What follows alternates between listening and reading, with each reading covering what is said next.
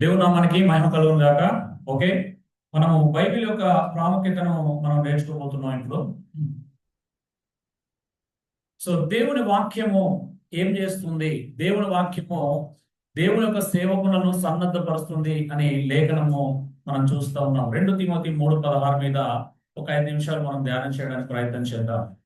మనందరూ తెలుసు 2 Timothy 3:16-17 Bible గ్రంథం మనం తర్ఫీదు చేయు ముఖ్య పనిముట్టు, మరి శిక్షణ ఇచ్చే అద్భుతమైనటువంటి పరికరం. క్రైస్తవుడు క్రైస్తవుని సిద్ధపరిచేది, క్రైస్తవుని అతి ప్రాముఖ్యంగా శిక్షణనిచ్చేటువంటి అత్యద్భుతమైన పరికరం. చూడండి, మీకు 12 పాయింట్స్ ఉన్నాయి కదా, 12 పాయింట్ మాత్రమే చూస్తున్నాను. మొదటి 11 పాయింట్లు స్కిప్ కొట్టేస్తాం. మంచిగా వినండి, చూసుకోండి నోట్స్. ఐదో పేజ్ పేజ్ నెంబర్ 5, 12వ నెంబర్. యా, ఆరంభంలోనే ఉంటుంది. Page number 5, 12th point. మొదటి 11 పాయింట్లు చెప్పడం లేదు సమయాభావం బట్టి. ఓకే, అది 11 పాయింట్స్ కూడా వాక్యం యొక్క వివరణను అంటే ప్రాముఖ్యతను తెలియపరిచేటువంటి విషయాలు అన్నమాట. బైబిల్ యొక్క ప్రాముఖ్యతను అత్యద్భుతంగా వివరించేటువంటి 12 పాయింట్స్ లో చివరి పాయింట్ ఒకటే చెప్పుకుంటున్నాం మనం. ఓకే, సో అన్ని లేఖనములు కూడా దేవుడు ఊదినవి, అవి దేవుని యొక్క సొంత మాటలు అనే సత్యాన్ని మనం గ్రహించాలి. 2 తిమోతి 3:16-17 అవి దేవుని యొక్క సొంత మాటలు అనే విషయాన్ని నొక్కి చెబుతా ఉన్నాయి. చూడండి, దీన్ని మనం ఇలా డివైడ్ చేసుకొని చూద్దాం. నెంబర్ 1 ఏంటి అంటే నమ్మకం. ఏంటిది? నమ్మకం అంటే బోధించుటకు. చూడండి, బోధించుటకు డిడాస్కలియా అనేటువంటి అత్యద్భుతమైనటువంటి పదాన్ని మనం చూస్తాం గ్రీక్ లో. చూడండి, నమ్మకము దేనికి సంబంధించింది అంట? Learning and teaching. అవునా? నేర్చుకునేవి మరి బోధించేవి. అంటే దేన్ని నమ్మాలి? కేవలము వాక్య సత్యాలను నేర్చుకోదగిన వాటిని మాత్రమే నమ్మాలి కదా, బోధించదగిన వాటిని మాత్రమే బోధించాలి. చూడండి, బోధించుటకు అనే దగ్గర మనం చూస్తా ఉన్నాం అన్నమాట. అంటే నమ్మవలసినవి మరి సరైన సిద్ధాంతం. బోధ ఏది పడితే అది చెయ్యకూడదు. అవునండి? హలో, బోధ ఏది పడితే అది చేయకూడదు. దేని బోధించాలా? నమ్మదగిన బోధనే గట్టిగా చేపట్టుకోవాలని పౌలు తిమోతికి రాస్తాడు, తీతుకు రాస్తాడు కదా, 1వ అధ్యాయంలో మనం చూస్తాం. సో సత్యము మాత్రమే బోధించాలి, నమ్మదగినవి మాత్రమే బోధించాలి అనేది దీంట్లో అతి ప్రాముఖ్యమైనటువంటి విషయం. రెండోది గద్దించుటకు. గద్దించుట అనే దానికి గ్రీక్ లో ఎలిగోస్ అనే పదం వాడబడింది. దాని అర్థం ఏంటిది అంటే దేని విషయంలో గద్దించాలా? రిపెంట్ అంటే మారు మనసు పొందడానికి, కన్విక్షన్ పశ్చాత్తాపడడానికి, మారు మనసు పొందడానికి తగిన రీతిగా గద్దించాలి. గద్దించడం అంటే ఏది పడితే అది గద్దించడం కాదు. ఒక మనిషి సత్యమైనటువంటి బోధ నుండి తొలగిపోయినప్పుడు సత్యమైనటువంటి బోధ వైపు మళ్లించబడినట్లుగా మనం ఏం చేయాలి అని అంటే గద్దించాలి. అంటే ఇందులో ఏం చూస్తామంటే నమ్మకూడనివి మరియు పాపం గురించిన ఒప్పింపుకు సంబంధించిన విషయంలో గద్దించాలి. ఏవైతే నమ్మకూడవో ఆ విషయాల గురించి మాట్లాడుతున్నాడు. నమ్మకూడని నమ్ముతే ఏం చేయాలా? గద్దించాలి. పాపం చేస్తే ఏం చేయాలా? గద్దించాలి. ఇది 2వ పాయింట్ గా మనం చూస్తాం. సెకండ్ భాగంలో నడవడిక సంబంధించినవి చూస్తాం. మొదటిది నమ్మకం అయితే రెండోది నడవడిక అంటే దిద్దుబాటు. దిద్దుబాటుకు ఎపనార్థోసిస్ అనే గ్రీక్ పదం వాడబడింది. అంటే రిఫర్మేషన్ అన్నమాట, సంస్కరణ. అవునా? దిద్దుబాటు చేయమన్నాడు కదా, కరెక్షన్ చేయమన్నాడు. ఏ విషయంలో కరెక్షన్ చేయాలా? ఏవైతే చేయకూడనివి చేస్తారో, ఏవైతే తప్పుడు ప్రవర్తన చేస్తారో, ఏవైతే వాక్య విరుద్ధంగా ప్రవర్తిస్తారో అక్కడ రిఫర్మేషన్ జరగాలి. అవునా? వాక్య విరుద్ధంగా నడుచుకునే ప్రతి చోట సంస్కరణ అవసరం, దిద్దుబాటు అవసరం. అందుకోసమే 2 తిమోతి 3:16 అంత ఖండితంగా చెప్పబడింది. దైవజనుడు సన్నద్ధుడై ఉండాలి. దేనికోసం? ఈ పనులు చేయడానికి కదా, సరైన సిద్ధాంతాలు బోధించడానికి, సరైన ప్రవర్తనలు నడిపించడానికి, అలాగే దిద్దుబాటు చేయడానికి. సో 4 విషయాలు చూస్తున్నాం: బోధించుట, ఖండించుట, తప్పుదిద్దుట, నీతి అందు శిక్ష చేయుట. అవునా? ఈ విషయాల గురించి మనం చూస్తా ఉన్నాం. నడవడికలో చివరి పాయింట్ ఏంటంటే ధార్మిక శిక్షణ అని ఉంటుంది. అంటే పైడియా, ట్రైనింగ్ ఇన్ రైచియస్నెస్ అని ఇంగ్లీష్ లో మనం చూస్తా ఉన్నాం. అంటే చేయవలసినవి. అవునా? సరైన ప్రవర్తనను నడిపించడం కావలసిన విషయాలలో ప్రజలను నడిపించడం అనేది బోధకుని యొక్క ప్రాథమికమైనటువంటి ఉద్దేశంగా చూసుకోవాలి. వాస్తవం చెప్పాలంటే ఈ రోజు 2 తిమోతి 3:16-15 వచనాలను పాటించటంలో అనేక మంది తప్పిపోయారనే చెప్పాలి. బోధ యొక్క ఉద్దేశం డబ్బు సంపాదించుకోవడమో, పేరు సంపాదించుకోవడమో, ఆస్తులు సమకూర్చుకోవడమో, అవునా, ఇవన్నీ కాదు. బోధ యొక్క ఉద్దేశం, పర్పస్ ఆఫ్ టీచింగ్ ఏంటిది? ఉపదేశించాలి, సరైన విషయాన్ని ఉపదేశించాలి. తర్వాత ఏం చేయాలా? తప్పు చేస్తే ఖండించాలి, తప్పుడు మార్గంలోకి వెళ్తే ఖండించాలి, తప్పుడు సిద్ధాంతాలు నమ్మితే ఖండించాలి, అవునా. తర్వాత సరైనటువంటి ప్రవర్తనలోకి ఏం తీసుకురావాలా? నడిపించాలి. సో ఇంకా పూర్తిగా ఫైనల్ ఏం చేయాలంటే వాళ్ళని ధార్మిక శిక్షణలో, అంటే రైచియస్నెస్ లో, నైతికమైనటువంటి దైవికమైనటువంటి నీతిలో వాళ్ళని సంపూర్ణంగా పెంచాలి, అవునా. ఈరోజు ఇది జరుగుతుందా? మరి స్థానిక సంఘాల్లో కానీ ఎక్కడైనా కానీ ఒక వ్యక్తిని మనం ఈ రకంగా తర్ఫీదు చేయడానికి ఇష్టపడుతున్నామా? సింపుల్ గా చెప్పాలంటే అండి, ఇప్పుడు పిల్లలకి ఒక నేర్పించాలి. బైక్ ఉంది అనుకోండి, ఫస్ట్ ఏం చేయాలా? బోధించాలి కదా మన పని. ఇది యాక్సిలేటర్, లేకపోతే ఇది బ్రేక్, ఇది క్లచ్, దీన్ని ఇలా వాడాలి అని ఫస్ట్ వాటి గురించి వివరించాలి, అవునా. వివరించిన తర్వాత కూడా అతడు క్లచ్ పెట్టి మెల్లగా యాక్సిలేటర్ బండి స్టార్ట్ చేసిన తర్వాత వదలాలని చెప్తాం కదా. ఆ బోధన మనం నేర్పించిన దానికి వ్యతిరేకంగా వెళ్ళింది అనుకో, లేదా క్లచ్ సడన్ గా వదిలేస్తాడు, ఏమవుతుంది? బండి ఆగిపోవడం, లేకపోతే పొరపాటున యాక్సిలేటర్ ఎక్కువేస్తే జంప్ చేయడం, ఇలాంటివి జరుగుతూ ఉంది. ఇప్పుడు ఏం చేయాలా? ఖండించాలి. సరే అది కాదు అని ఖండించాలి. మళ్ళీ ఏం చేయాలా? ఆ తప్పును దిద్దాలి, సరి చేసి అలా కాదు ఇలా నడపాలని మరలా దాన్ని సరైన రీతిగా మళ్ళీ నేర్పించాలి. టోటల్గా అప్పుడు ఏమవుతుంది అని అంటే, అప్పుడు ఆ వ్యక్తిని మనం పరిపూర్ణంగా శిక్షలోకి నడిపించగలుగుతాం. అలాగే బైబిల్ కూడా అలాగే చేయాలి. బైబిల్ ఎలా చదవాలి, ఎలా వెంబడించాలి, ఏం నమ్మాలి, ఏం నమ్మకూడదు అని చెప్పాలి. ఒకవేళ నమ్మకాలు తప్పిపోతే ఏం చేయాలా? ఖండించాలి ఫస్ట్. తర్వాత ఏం చేయాలా? తప్పు దిద్దాలి, ఆ తప్పును సరి చేయాలి, అవునా. తప్పుడు సిద్ధాంతాలకు వెళ్ళినా, తప్పుడు బోధలకు వెళ్ళినా, తప్పుడు ప్రవర్తనలకు వెళ్ళినా వాటిని ఏం చేయాలా? దిద్దాలి. సరిదిద్దిన తర్వాత అలా దిద్దుతూ టోటల్ ఏం చేయాలంటే ఆ వ్యక్తిని ధార్మిక శిక్షణలో పెంచాలి. ఈ గురి లేకపోతే బైబిల్ బోధించడం ఆపేయాలి ఫస్ట్. అంతే కదా? అంతేనా? సో అందుకే దేవుని వాక్యము మనకి ఏం చేస్తుంది అంటే పరిశుద్ధులను సన్నద్ధం చేయడానికి సహాయం చేస్తుంది, అవునా. ఎవరిని సన్నద్ధం చేయాలా? పరిశుద్ధులు అంటే ఎవరు? ప్రతి విశ్వాసిని, ప్రతి క్రైస్తవుని, అవునా. అప్పుడే వాళ్ళు రక్షణలో ఎదుగుతారు, అప్పుడే వాళ్ళు క్రైస్తవులుగా పూర్ణంగా ఎదుగుతారు, అప్పుడే వాళ్ళ జీవితంలో మార్పు వస్తుంది. కానీ మనం చూస్తూ ఉంటాం, ఎవరిని ఏమనం కదా. మనం మంచోళ్ళం, నిజం కదండి. మనం ఎంత మంచోళ్ళం అంటే వాడు తప్పుదోవి పట్టి చెడిపోతున్నా కూడా చూస్తూ ఊరుకుంటాం, అంత మంచోళ్ళం మనం, అవునా. నిజమే కదా. గద్దించాం మనం, బుద్ధి పోయే వాళ్ళు ఇంటి పోతే మనకేంటి అనుకుంటాం, నిజమే కదా.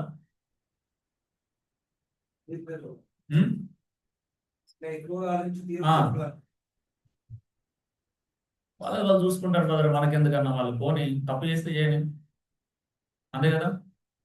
మనం టైం సంఘంలో నిండాలి, అంతే కదా. నాలుగు కూడా నిండాలి, కాంకలు పెట్ట నిండాలి, ఇంకేం అవసరం లేదు మంచి. అంటే అలా అయిపోతుంది సంఘం, తప్పుగా అనుకోవద్దు. సమాజంలో ఆ పరిస్థితికి వచ్చారు, మనిషిని కట్టడం కంటే కూడా. అందుకే ప్రతి ఏంటిదంట, వాక్యము ప్రతి సత్కార్యంలో సరిపోతుందంట, అవునా. అంటే ప్రజలను సిద్ధపరచడం సరిపోతుంది, ప్రజలను దైవికంగా పెంచడం సరిపోతుంది, పరిపూర్ణ పరచడం సరిపోతుంది, వాళ్ళని సామర్థ్యంలో పెంచడం సరిపోతుంది, పరిచర్యకు సన్నద్ధం చేయడానికి సరిపోతుంది, నైతికంగా, అవునా, నిలబెట్టడానికి సరిపోతుంది. అంటే వాక్యము చాలినది, అవునా, అన్ని విషయాలకు చాలినది. ఉపదేశము, బోధ, బైబిలు అన్నిటికీ చాలినది. దాన్ని మనం సరిగా వినియోగించుకోవట్లేదు అనేది మాత్రము వాస్తవమైనటువంటి విషయం. ఓకే, ఇప్పుడు బైబిల్ ధ్యానించడానికి 3 ప్రాముఖ్యతలు. ఇది ఆల్రెడీ మనం కొంత చూసాము. దేవుని వాక్యం దేవుని నుండి వచ్చింది, మనుషుల ద్వారా ఇవ్వబడింది. అయితే భాషలో మరియు పదాల అర్థాల్లో మార్పులు ఉంటాయి, అవునండి. ఎక్కడెక్కడ మార్పులు ఉంటాయి? భాషలో మరియు పదాల యొక్క అర్థాలలో మార్పులు ఉంటాయి. అది మనం అర్థం చేసుకోవాలి. పదాల అర్థాల యొక్క మార్పును మనం గ్రహించకపోతే తప్పుగా అర్థం చేసుకునే ప్రమాదం ఎక్కువగా ఉంటుంది. తప్పుడు అర్థ వివరణ చేసే ప్రమాదం మరి ఎక్కువగా ఉంటుంది. అందుకే దేవుని వాక్యం అందరికీ అన్ని సమయాలలో అన్వయించదగినది కాదు. అవునండి? దేవుని వాక్యం అన్ని సమయాలలో అందరికీ అన్వయించవచ్చా? ఎక్కడ పడితే అక్కడ అన్వయిస్తే ఏమవుతుంది?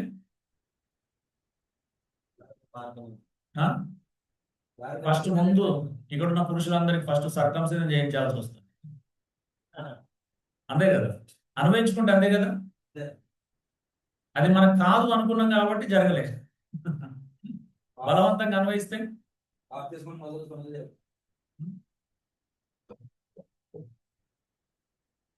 పేతురు నీటి మీద నడిచాడు కాబట్టి మనం అందరం నడుద్దాం ఇప్పుడు. ఓకేనా? అన్వయించుకోవచ్చా? ప్రతి సందర్భాన్ని, ప్రతి వాక్యాన్ని, బైబిల్లో జరిగిన ప్రతి దాన్ని మనం ఇమ్మీడియట్ గా ఎవరు పడితే ఎక్కడ పడితే అక్కడ అన్వయించుకోవడానికి రైట్ కాదు.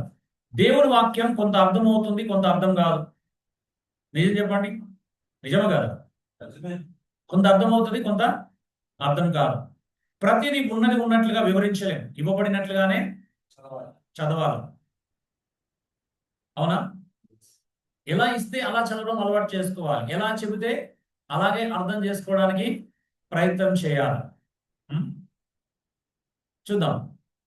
నెంబర్ 1, సరైన విధంగా అర్థం చేసుకొని అన్వయించుకొని వివరించడానికి బైబిల్ ఎందుకు మనం నేర్చుకోవాలి అంటే ఒక క్రమంలో అర్థం చేసుకోవడానికి, క్రమంలో అన్వయించుకోవడానికి. అవునంటే క్రమంలో వివరించడానికి 3 జరగాల.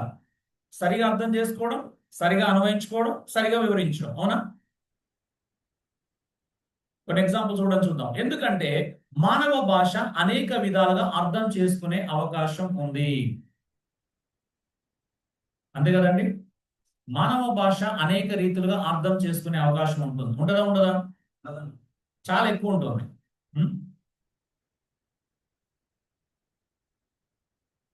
మనం చూసింది ఎలాగైతే అర్థం చేసుకుంటామో అలాగే వివరిస్తాం కొన్నిసార్లు.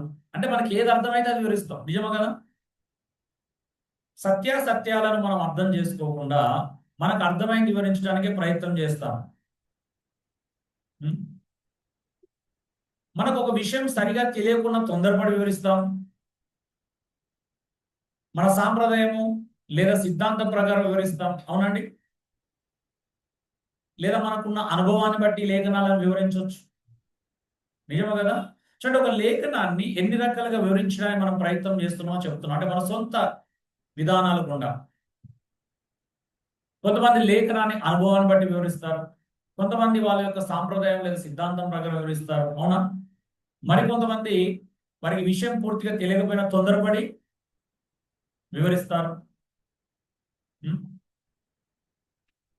చూద్దాం. ఒక ఉదాహరణ మీ కళ్ళ ముందు పెడుతున్నాను నేను. ఓకే, ఇప్పుడు చెప్పండి. ఎవరు మాట్లాడవద్దు దయచేసి, రికార్డ్ అవుతుంది, అవసరం ఉన్నంత వరకు.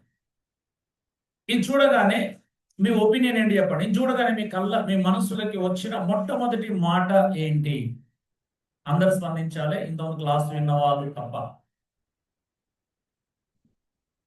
దయచేసి స్పందించండి. ఈ బొమ్మ చూడగానే, ఈ ఇమేజ్ చూడగానే, ఈ పిక్చర్ చూడగానే మీకు మొట్టమొదటిగా వచ్చిన ఆలోచన ఏంటి? తలంపు ఏంటి?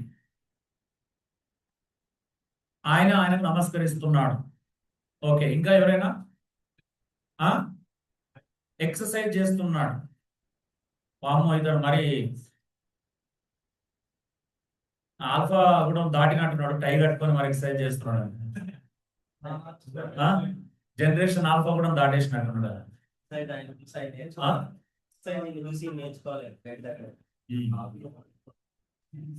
ఇంకా మిమ్మల్ని గుసగుసలు పెట్టుకోమని చెప్పలే నేను. ఒక్కరు స్పష్టంగా మాట్లాడమని చెప్పాను.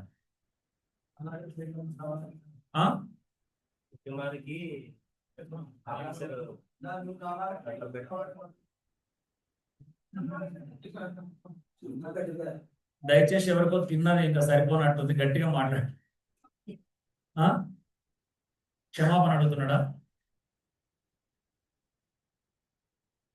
అవునా? క్షమించమని అడుగుతున్నాడా? పాపం ఇద్దరు వాళ్ళ భర్తల నుండి క్షమాపణ ఏదో విషయంలో కోరుకుంటున్నట్టున్నారు. అందుకే అది చూడగానే క్షమాపణ గుర్తొచ్చినాడు. నేను ప్రత్యేకించి మీకు క్షమాపణ చెప్పిస్తాను వాళ్ళతో. ఓకే, ఇంకా ఎవరైనా? పనిష్మెంటా? ఏం పనిష్మెంట్?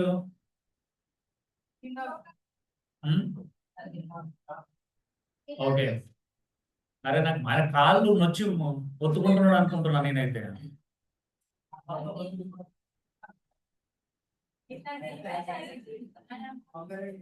ఆ?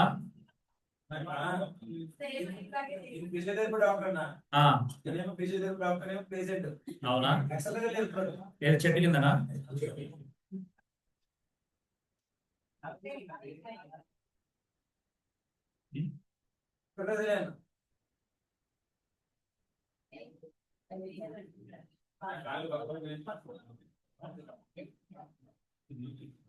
అంటే ఇప్పుడు ఎందుకు చూపిస్తున్నానంటే ఇలాగే మీరు బైబిల్ ఒక పిక్చర్ ఉంటుంది, అవునా?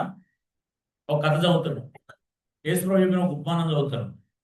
ఇప్పుడు ఆ కథ చూసినప్పుడు అక్కడ ఉన్న పిక్చరైజేషన్ మనం ఒకటి ఊహించుకుంటాం కదా, నిజం, ఇమాజిన్ చేసుకుంటాం. సో మన ఇమాజినేషన్ రైట్ ఆర్ రాంగ్ ఎలా తెలుస్తుంది?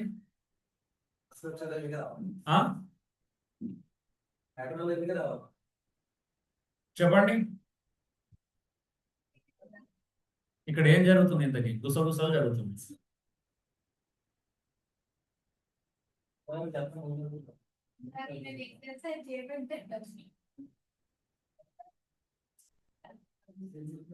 ఓకే, సో ఇక్కడ ఇంతకుముందు జరిగిన క్లాసుల యొక్క ప్రీవియస్ వివరణలు అన్ని ఇస్తున్నా నేను. ఇంతకుముందు జరిగిన క్లాసులో కొంతమందిని టెస్ట్ పెట్టి మీకు అంత టైం లేదు, నాకు మీ చేత పేపర్ మీద రాయించేంత సమయం లేదు కాబట్టి మీకంటే ముందు క్లాస్ తిన్న వాళ్ళు ఏమేమి చెప్పారో చూద్దాం, విచిత్రంగా ఉంటారు. ఓకేనా? ఒకటేమో అతను ఆయనకు నమస్కారము చేస్తున్నాడు అన్నాడు. ఇది రైటా?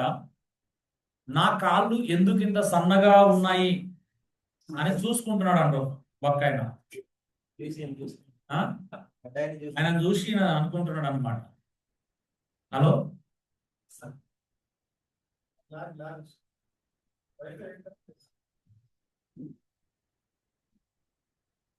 నా కాళ్ళు ఎందుకు ఇంత సన్నగా ఉన్నాయి?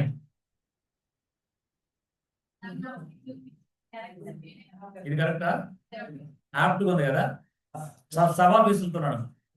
లావుకున్నాడు కదా, దమ్ముంటే నాలాగా బెండేజ్ చూపించి అంటున్నాడు. అలాగ అనుకోవచ్చా? ఒక ఆయన ఇంటర్ప్రిటేషన్, ఒకడు సన్నగా ఉన్నాడు, ఒకడు లావుగా ఉన్నాడు అన్నాడు. అది తెలుస్తుంది కదా.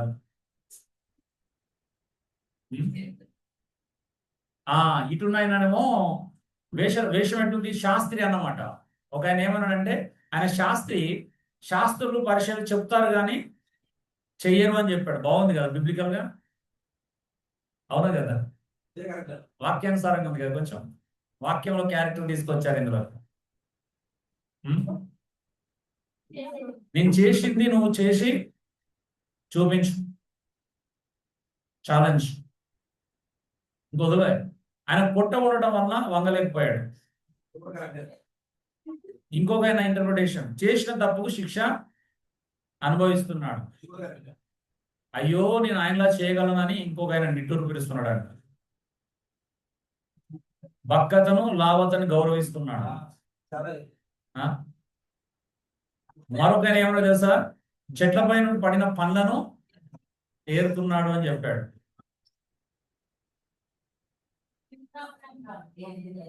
చేస్తారా? చూడండి, ఒక చిన్న ఇమేజ్ మీద ఎన్ని రకాల ఇంటర్ప్రిటేషన్స్ కదా, అర్థ వివరణలు ఉన్నాయో గమనిస్తున్నారా?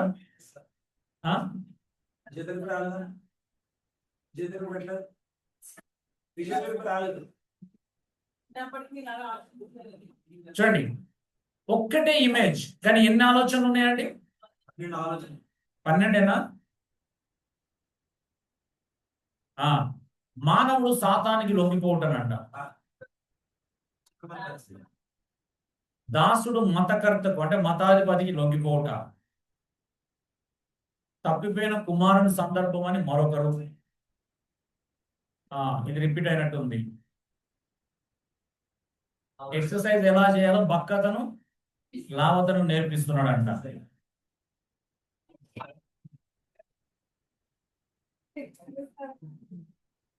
దుబాయ్ షేక్ ముందు సర్వెంట్ ఈయన సర్వెంట్ అంటే ఆయన నిజంగా దుబాయ్ షేక్ లాగా ఉన్నాడు కదా. సో ఇలాగా 18 రకాల ఆలోచనలు ఇప్పుడు మీరు కూడా ఇందులో లేని ఏమని చెప్తే యాడ్ అవుతాయి. కొత్తగా చెప్పిన ఏమన్నా ఇందులో సరెండర్. ఓకే, అదే వచ్చింది. అది 11 పడ్డాను. దాసుడు మత గురుకు లొంగిపోవడం వచ్చింది కదా, మతకర్తకు లొంగిపోవడం. ఎందుకు ఇలా చేసాం మనం? 18 రకాల 20 దాదాపు 20 ఇంటర్ప్రిటేషన్స్ వచ్చినాయి. అవునా? ఒకటే ఇమేజ్ మీద 20 రకాల ఇంటర్ప్రిటేషన్ చేసుకున్నాం ఆల్మోస్ట్. అవునా? ఎందుకు ఇలా జరుగుతుంది? బ్యాక్గ్రౌండ్ తెలియకనా?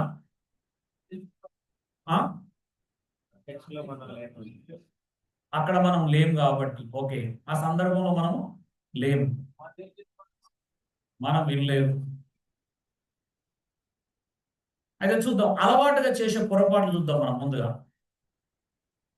ప్రకటన నేను పెట్టేస్తున్నాను. మనకు సహజంగా ఒక బోధకుడికి కానీ, ఒక బైబిల్ని చెప్పేవానికి కానీ, బైబిల్ వివరిస్తున్న వ్యక్తికి అలవాటుగా చేసే పొరపాట్లు ఏంటి అంటే, ఇగో ఇది అనమాట. నేను అందరికి మీకు ఈజీ గుర్తుండడానికి అన్ని ఆ మీద పెట్టాను. ఒకటి, అనుకున్నది వివరిస్తాం. అవునా? ఒక ఇమేజ్ చూడగానే మన మనసులోకి ఏదొస్తే అదే వివరిస్తాం. లేకపోతే బైబిల్ చదవగానే మనం ఏమనుకుంటే అదే వివరిస్తాం. అవునా? ఇది మొదటి ప్రాబ్లం. రెండోది, మనం బైబిల్ చదువుతున్నప్పుడు ఏదైతే అర్థమవుతుందో అదే వివరిస్తాం. అవునా? మనకు అర్థమైంది వివరిస్తాం. అక్కడ ఉన్నది వివరిస్తామా, అర్థమైంది వివరిస్తామా? మనకు అర్థమైంది వివరిస్తాం. అవునా? మూడోది, అనుభవాన్ని బట్టి వివరిస్తాం. అంతే కదా? నాలుగోది, అసంపూర్ణంగా వివరిస్తాం. అంటే అక్కడ ఉన్నది పూర్తిగా వివరించాం. ఐదోది, ఆత్రంగా వివరిస్తాం. అంటే తొందరపాటు అనమాట. మనం తొందరపాటు ఎక్కువ. నిజమే కదా? ఎగ్జాంపుల్ చెప్తున్నాను మీకు. నేను ఒకసారి బస్సులో ప్రయాణం చేస్తున్నాను. సడన్గా బస్సు ఆగింది. నేను రైట్ సైడ్ కూర్చున్నాను, లెఫ్ట్ సైడ్ నేను లెఫ్ట్ సైడ్ కూర్చున్నాను, రైట్ సైడ్ ఏమో జరిగింది కనిపిస్తలేదు నాకు. ఏంటి అనేసరికి ఇక్కడ పెద్ద యాక్సిడెంట్ అయింది. యాక్సిడెంట్ అయిందని చెప్పగానే ఇంకొకరిని అడుగుతుంటే యాక్సిడెంట్ అయింది సార్ అని చెప్పేసి ట్రాఫిక్ ఇప్పుడే క్లియర్ చేస్తున్నారు, మూవ్ అవుతుంది అని అనగానే బస్సు మూవ్ అయ్యే టైంకి ఒక 4-5 కామెంట్స్ వినబడ్డాయి నాకు. ఏమని? యువకుడు అంటే ఆ కుర్రాడు అనమాట, బాగా దాగి ఉంటాడు, అందుకే యాక్సిడెంట్ అయింది. ఒక ఆయన వెనకాల గర్ల్ ఫ్రెండ్ ఉన్నట్టుంది, స్టైల్ కొట్టినట్టున్నాడు, అందుకే యాక్సిడెంట్ అయిందని మరొకరు. ఇలాగా ఒక్కొక్కరు ఒక్కో విషయం చెప్తున్నారు. నేను ఆశ్చర్యపోయిన, ఏది నమ్మాలి ఇప్పుడు? ఇన్ని విషయాలు ఏది నమ్మాలో ఒక 5-6 రకాలుగా మాట్లాడుతున్నారు. ఇంకొక ఆయన అన్నాడు, పని పాట లేదనుకుంటా, డాడీ మంచిగా లక్షలు బాగా సంపాదిస్తున్నట్టున్నాడు, బండి కొనిచ్చిండు, బలాదురుగా తిరుగుతున్నాడు అని ఇంకొకరు అన్నారు. ఇప్పుడు ఏది నమ్మాలి ఇవన్నిట్లో? ఇవన్నీ వాస్తవాలా?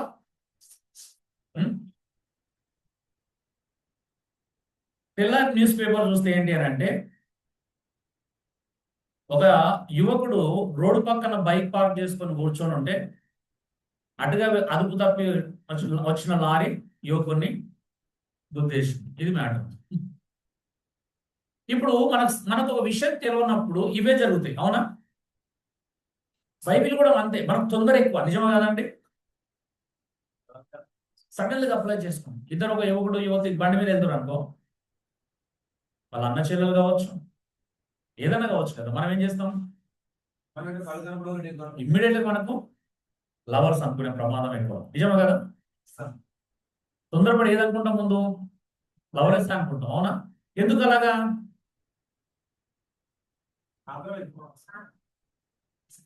మనకు సిచ్యువేషన్ కానీ మనుషులను కానీ అర్థం చేసుకోవడం కంటే అపార్థం చేసుకోవడంలో వెరీ ఫాస్ట్ గా ఉంటాం. అవునా?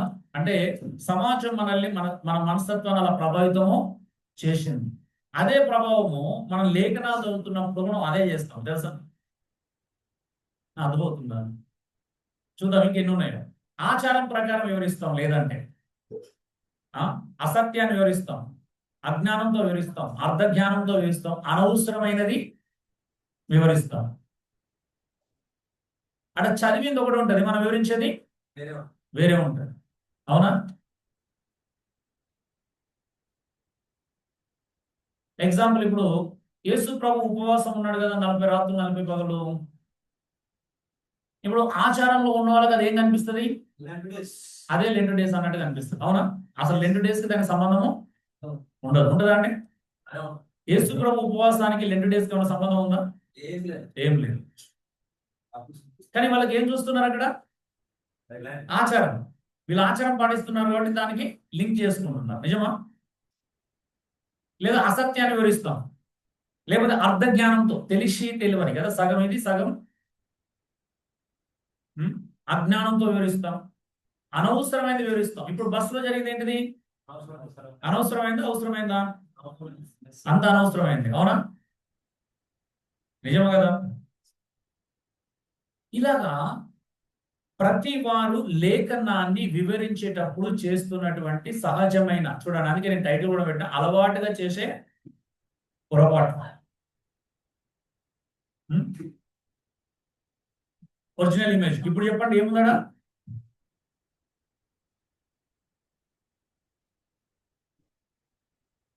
ఇది ఒరిజినల్ ఇమేజ్ అన్నమాట. I'm not going, I'm looking for my contact lens. నేను అతనికి నమస్కారం చేయట్లా. అంటే దీన్ని చూడగానే ఎక్కువ మంది అనుకునేది ఏంటిది? ఈయన నమస్కారం చేస్తున్నాడు అనేటువంటి ఇంటర్ప్రిటేషన్ చెప్తారు ఎక్కువ మంది. అయినా కూడా దీని మీద కూడా 20 రకాల ఇంటర్ప్రిటేషన్స్ వచ్చినాయంటే మీరు ఆలోచించండి. గ్రేట్ కదా? కానీ వాస్తవానికి ఆయన ఏం చేస్తున్నాడు? తన కాంటాక్ట్ లెన్స్ కింద పడితే వెతుకుంటున్నాడు ఆయన. అంటే ఇలాగే బైబిల్లో జరుగుతుంది ఒకటైతే మనము వివరించేది మరొకటి, జరిగింది ఒకటైతే మనం వివరించేది ఒకటి అనమాట. మీకు తెలుసా, మీకు పంపించిన లేఖనంలో ఒక ప్రసంగం చేస్తే ఏమన్నాడు? అన్నా పెనిన్ల స్టోరీ ఉంది కదా, విన్నారా? కలవరాలు అనే టైటిల్ మీద విన్నారా లేదా? వినట్లేదు చాలా మంది, నాకు తెలుసు. నేను చాలా వీడియోస్ పెట్టినా, అందుకే పెట్టాను. ఎందుకు? ఇవన్నీ అర్థం కావడానికి. ఇప్పుడు ఈ సిచ్యువేషన్ కి అది యాప్ట్ అవుతుందా? మీరు నిజంగా వింటే తెలుస్తుంది. వినట్లేదు కాబట్టి మీకు అర్థమైంది. నేను ఎందుకు వినమన్నాను? నేను క్లాసులు చెప్పేటప్పుడు అది మీకు హెల్ప్ అవ్వాలి, తొందరగా అర్థం అవడానికి వినమన్నాను. అవునా? ఎంతమంది విన్నారు నిజంగా చెప్పండి? కలవరాలు అనే వీడియో నేను చాలా వీడియోస్ పెట్టాను హెర్మనటిక్స్ గ్రూప్ లో, వినమని చెప్పాను. నేను అవసరమైనప్పుడు అడుగుతానని చెప్పాను. బట్ మీకు ఇంట్రెస్ట్ లేదని అర్థమైంది. మరి ఇంత దూరం ఎందుకు వచ్చారో కూడా తెలియదు. టైం పాస్కి వచ్చారా? 4th డే హాఫ్ స్లీవ్స్ ఎట్లా స్వింగ్ ఉంది, సైట్ సింగ్ అనే కోసం వచ్చారో నాకు తెలియదు. మరి what is the 10 days before పెట్టాను. అవునా? 10 రోజులు పెట్టాను, 10 రోజుల ముందు పెట్టాను. చిన్న చిన్న వీడియోస్ అవన్నీ కూడా 2-3 minutes. వావ్, వెరీ బిజీ అన్నమాట.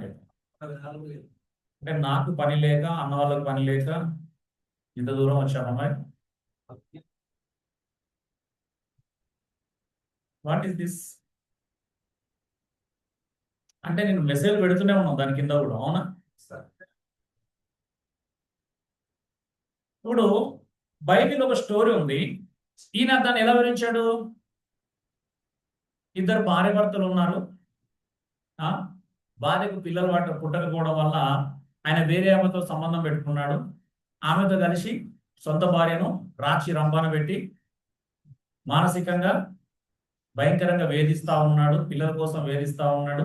ఆమెను మనిషిగా కూడా ట్రీట్ చేయట్లేదు. ఇలా ఒక రోజు ఏమైందంటే ఈ ముగ్గురు కలిసి పిక్నిక్ వెళ్ళారు. పిక్నిక్ వెళ్ళిన తర్వాత మళ్ళీ అక్కడ కూడా ఈ పిల్లల విషయంలోనే గొడవ అయింది. గొడవ కాగానే ఆయన రెండో సెటప్ను ఈయన కలిసి భార్యను మళ్ళీ మానసికంగా ఇబ్బంది పెట్టారు. ఆ బాధ తట్టుకోలేక ఈమె పక్కన ఉన్నటువంటి చర్చిలో దూరింది, ప్రార్థన చేసుకుంది. దేవుడు వచ్చి మాట్లాడాడు అని స్టార్ట్ చేశాడు. నిజంగా బైబిల్ అలాగా ఉందా స్టోరీ? మీరే చెప్పాలా, ఉందా అది?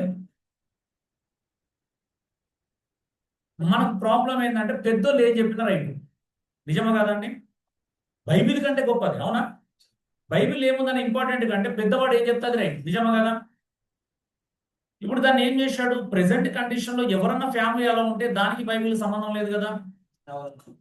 మరి హన్నా పెనిన్న స్టోరీ అదేనా? కాదు కదా.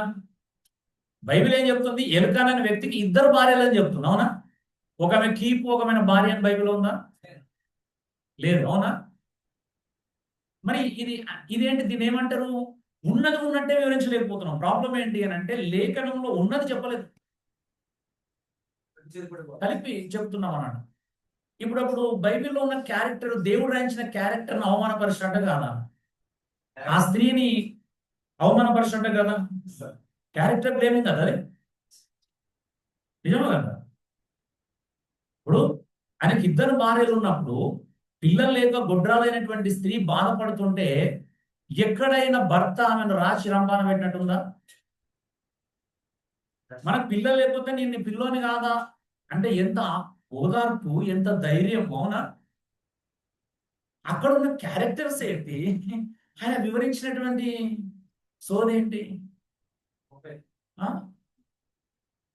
ఇది ప్రాబ్లం, మీకు అర్థం కావాలి. ఎందుకంటే మీరు అభిమానం ఎక్కువ పెద్దోళ్ళు అంటే, అవునా? అతను ఏం చెప్తాడు, మంచి చెప్తాడా చెడు చెప్తాడా? ఇంకా సరౌండింగ్ ఉన్న వాళ్ళకి ఇంకా పిచ్చి, నాకు తెలుసు. ఆ సరౌండింగ్ కదా, ప్రత్యేకించి ఆ ఏరియాలో ఉన్నాయి కదా కొన్ని సిటీస్. ఏం చెప్పినా రైటేనా అండి? బైబిల్ చదివి బైబిల్లో లేని క్యారెక్టర్ని అవమానపరిచిన రైటేనా? దాని మందిరాన్ని లింక్ పెట్టారు నాకు, అవునా? చూడు, అంటే ఏంటిది ఇక్కడ, ట్యూన్ చేయడం మందిరం వైపు టార్గెట్, అంతేగాని ఒక సత్యం ఏంటిదని చెప్పడం టార్గెట్ కాదు. ఇప్పటికైనా ఈ రోజైనా రాత్రి వినండి, నాకు తెల్లారి మళ్ళీ అడుగుతారు, విన్నారో లేదని తెలుసుకుంటాను ఖచ్చితంగా. నేను ఎర్మాటిక్ గ్రూప్ లో విన్నాము అనే మెసేజ్ ఎన్ని వస్తాయో చూస్తాను, 70 మందిలో. ఏంటండి జనరల్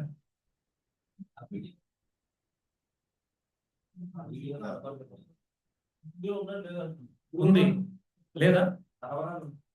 లేదండి, లేదా? రాలేదా? ఇప్పుడు సారీ, క్షమించాలి. సరే చూస్తాను నేను, క్షమించాలి. ఆ వీడియో లేకపోతే నన్ను క్షమించాలా. నేను పెట్టాను కానీ మరి అది ఎందుకు అప్లోడ్ కాలేదో తెలియదు, 2 సార్లు పెట్టాను. సరే చూద్దాం అయితే. ఓకే, నేను అది అవసరం ఉంటే ఇక్కడ ప్లే చేసి చూపిస్తాను, బ్రేక్ టైంలో ప్లే చేసి చూపిస్తాను. అందులో ఇంకొక ఆయన చెప్పాడు, ఒకటి గుర్తుందా? అది పెద్ద వీడియో కూడా, అది కూడా రాలా. చిలకలూరుపేట ఆయన ఏం చేసిండు అంటే ఆ గెహాజీది ఉన్ను ఎలిషాది సునేమిరాల కథ తీసుకొని, సునేమిరాలకు ముందే అన్ని తెలుసు, గెహాజీ అంట సునేమిరాల మీద కన్నేసిండంట,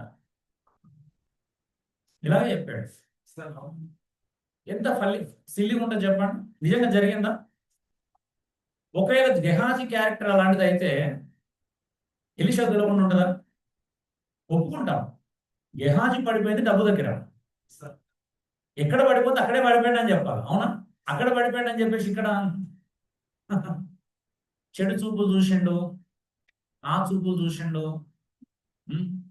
అది అంత సునామీరాలు తెలిసిపోయింది. ఇదే ఉంటది వివరణ, అంత విచిత్రంగా. నీకు ఆ ప్రాబ్లం ఉంటే అందరికి వృద్ధాల్సిన అవసరం లేదు, అట్లే ఉంది ప్రాబ్లం. నాకు నిజంగా అనిపించింది, ఎందుకంటే అది కూడా వాస్తవం తెలిసింది నాకు. అంటే ఇప్పుడు అర్థం ఏంటిది, నీ అనుభవాన్ని అక్కడ వృద్ధాల్సిన అవసరం లేదు కదా. ఇప్పుడు చెప్పుకున్న పాయింట్స్ అది కూడా ఉంది కదా, అనుభవాన్ని బట్టి వివరించడం. ఆ పెద్ద ఆయన కూడా వాళ్ళు వివరించడం కూడా కారణం అదే ఉండదు, అనుభవం, లేకపోతే ఇంకేదైనా కావచ్చు. అంటే చూడండి, ఇక్కడ ప్రాబ్లం ఏమవుతుందంటే పదాలు తెలిసిన అయినంత మాత్రం దాని భావం అర్థము కాదు.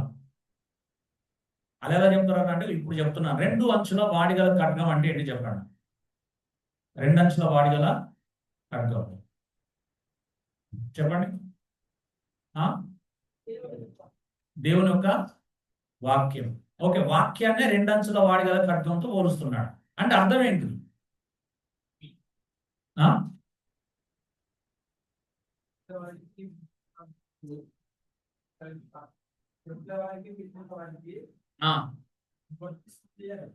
చెప్పేవారికి వింటున్న వారికి అది వర్తిస్తుంది అని ఎవరు చెప్పారు? సుధాకర్ గారా, కృష్ణ గారా? ఓకే. శక్తివంతంగా పనిచేస్తుంది అని. ఓకే. రెండు వైపున పదును కలిగిందా అంటే ఎలాగా? అదే రెండంచుల ఖడ్గం అంటే అదే అడుగుతున్నాను. రెండు వైపులో పదును కలిగింది. ఓకే. రెండంచుల ఖడ్గం అంటే నా అర్థం. దాన్ని వాక్యానికి ఎలా అన్వయించుకుంటామని అడుగుతున్నాను. అవునా? దానికంటే పదును కలిగే ఓకే. ఇక్కడ ఇదే మన ప్రాబ్లం అనమాట. చెప్పేవాడిని వినేవాడిని పొడుస్తుంది అనేది బైబిల్లో చెప్పట్లేదు, ఎక్కడో విన్నది అది కదా. ఎవరు ప్రసంగం చేస్తున్నప్పుడు విన్నది. అవునా? నిజమా కాదు? బైబిల్ ఉందా అలాగా? ఎక్కడ నుండి తీసుకున్నారు అది? మీరు ఎక్కడో స్టేజ్ మీద ఎవరో ప్రసంగించేటప్పుడు విన్నది. అవునా అండి? ఇంతకు చెప్పాం. మనము విన్నది వివరిస్తాం, అనుకున్నది వివరిస్తాం. అవునా? ఈ పొరపాట్లు అని చెప్తున్నాను. ఇంకా మీరు వేరే రకంగా అర్థం చేసుకోవద్దు. అందుకే నేను అలవాటుగా చేసే పొరపాట్లు అనే పెట్టిన టైటిల్. మిమ్మల్ని ఏమన్నా డిగ్రేడ్ చేయడం యొక్క ఉద్దేశము కాదు, తెలియపరచడం మా యొక్క ఉద్దేశం. అదే చాలా మంది చెప్పేది ఏంటంటే, అంటే అది నిన్ను పొడుస్తుంది, నన్ను పొడుస్తుంది.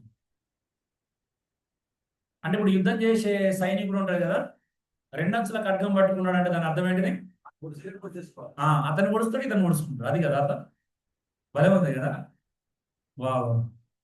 అలాంటి ఖడ్గం ఎవరైనా తయారు చేసుకుంటాడు చెప్పండి? ఒక యుద్ధంలో పాల్గొనేటువంటి సైనికుడు, ఒక రాజు అలాంటి ఖడ్గాలను తయారు చేపిస్తారండి.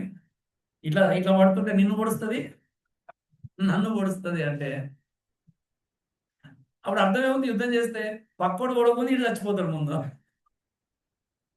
సో ఇలాగా అంటే మన ఆలోచన స్టక్ అయిపోయింది ఎక్కడో ఒక దగ్గర, అంతకు మించి ఆలోచించలేకపోతున్నాం. అవునా? ఇలాంటిది కదా రెండంచుల ఖడ్గం అంటే. అయితే రెండు ఉన్నాయి కదా, అటు ఇటు ఉన్నాయి. ఇటు పొడవచ్చు, ఇటు పొడుచుకోవచ్చు.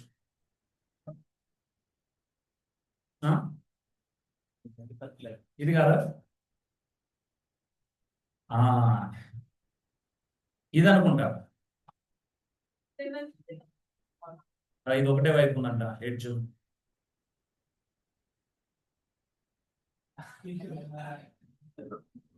చూడండి, ఇది రెండు వైపులా పదునుగా ఉండే కత్తి, డబుల్ ఎడ్జెడ్ స్వార్డ్ అంటే ఇది. దీంతో కంపేర్ చేస్తున్నాడు. అంటే అటు ఎడ్జ్ స్వార్డ్ షార్ప్ గా ఉంటుంది, ఇటు ఎడ్జ్ షార్ప్ గా ఉంటది. ఇది ఎదుటి వ్యక్తిని జీవిస్తుంది కానీ నన్ను ఒడవదు, వాడిని ఒడవదు. వాక్యం అలా ఎలా చెప్తున్నాం మనం? ఎబ్రీ పత్రిక, ఎబ్రీ గ్రంథకర్త దాన్ని రాసినప్పుడు ఆ ఉద్దేశంతో చెప్పాల. అది మన ఉద్దేశం అంతే.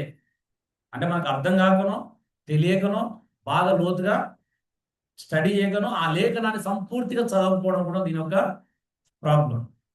లేఖనం మొత్తం చదవట్లే మనం, రెండంచులో ఖడ్గం తీసుకున్నాం, మిగతా అంతా వదిలేసి. అవునా? దీనికి ఇంత కంగారు అవసరం కూడా లేదు. బైబిల్ చదువుతున్నప్పుడు నాకైతే విచిత్రం అనిపించింది. అందుకే చెప్తున్నా, పదాలు తెలిసినంత మాత్రం దాని భావం అర్థము కాదు. ఇది అలా చెప్పుకున్నాం. ఆయన పొందిన గాయాల చేత మీరు స్వస్థత ఉంది. పదాలు అర్థమైనవి కానీ భావం అర్థమైందా? కాలా. అంటే స్వస్థత అంటే శారీరక స్వస్థతనా? అదే చెప్తున్నారు అందరూ.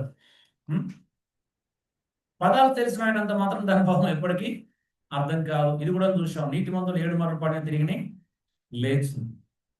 అంటే తనంతట తాను పడితే లేస్తారని కాదు. అవినీతిమంతులు, భక్తిహీనులు నీతిమంతులను పడగొట్టడానికి, శ్రమ పెట్టడానికి ప్రయత్నం చేస్తే దేవుడు వాళ్ళ పక్షంగా ఉంటాడు అని అర్థం. ఎంత ధైర్యాన్ని ఇచ్చే మాట అండి. చూడండి, రైట్ ఇంటర్ప్రిటేషన్ తీస్తే ఒక ఎనర్జీ వస్తుంది కదా, ఒక ధైర్యం వస్తుంది, ఒక అద్భుతమైనటువంటి భావన కలుగుతుంది. అంటే నీతిమంతులను ఎన్నిసార్లు నష్టపరిచినా దేవుడు వారిని లేపుతాడని అర్థం. ఉదాహరణ యోసేపు లాంటి, దావీదు కదా. యోసేపులు తన సొంత అన్నదమ్ములు అమ్ముకోవాలని చూశారు, ఏమైనా చంపాలని చూశారు, అయిందా? బానిసగా అమ్ముకున్నారు, ఏమైనా? అదే వ్యక్తి తిండి పెడితే కానీ బ్రతకలేని పరిస్థితిని దేవుడు తీసుకొచ్చాడు. అవునా? అది దేవుడు పక్షంగా ఉండడం అంటే. అందుకే పరిశుద్ధ గ్రంథము దేవుని వాక్యం, కానీ నీ అర్థ వివరణ దేవుని వాక్యం ఎప్పటికీ అయి ఉండకపోవచ్చు. అర్థ వివరణ దేవుని వాక్యం కాదండి.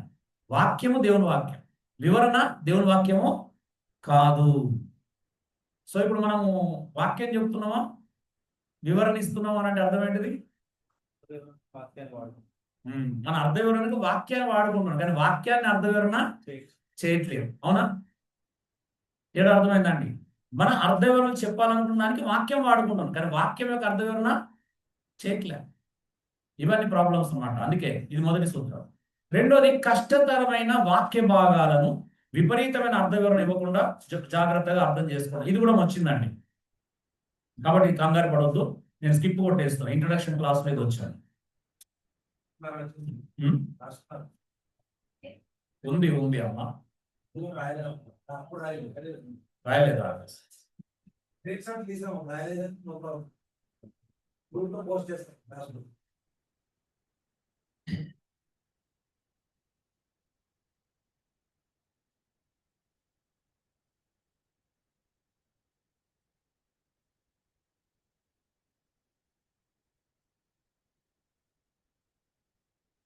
సో ముందుది బై బిబ్లికల్ ఇంటర్ప్రిటేషన్ అనేది యాక్చువల్లీ ప్రిలిమినరీ మీటింగ్ లో మేము చెప్పడానికి కొన్ని పాయింట్స్ అందులో చేసినాం అన్నమాట. అయితే దానికి స్కిప్ కొట్టేద్దాం అనుకున్నాను, కానీ దానిలో హెర్మటిక్స్ గురించినటువంటి కొన్ని ప్రాముఖ్యమైన విషయాలు ఉన్నాయి కాబట్టి ఇవి రిపీట్ అయితే అని తెలుసు. అందుకే వీటిని స్కిప్ కొడదాం అనుకుంటున్నాను. మీరేమో రాలేదండి మరి. ఉదాహరణ చెప్తున్నాను, ఇదే ఇది కూడా చెప్పాం కదా. 2 Petrus 3:15-16. పౌలు బోధలు కష్టతరమైనవి కాబట్టి ఎక్కువగా అపార్థం చేసుకున్నారు. అవునా? చూడండి, కొన్ని అర్థం చేసుకోవడం కష్టం అన్నాను. ఉదాహరణ యోహాను 10:30, మీరు దైవములు అని ఉంది. ఇప్పుడు దాన్ని ఎలా అర్థం చేసుకోవాలా? మనం అందరం దేవుళ్ళమా కాదా? అవునా కాదు? అవునా? అవునా?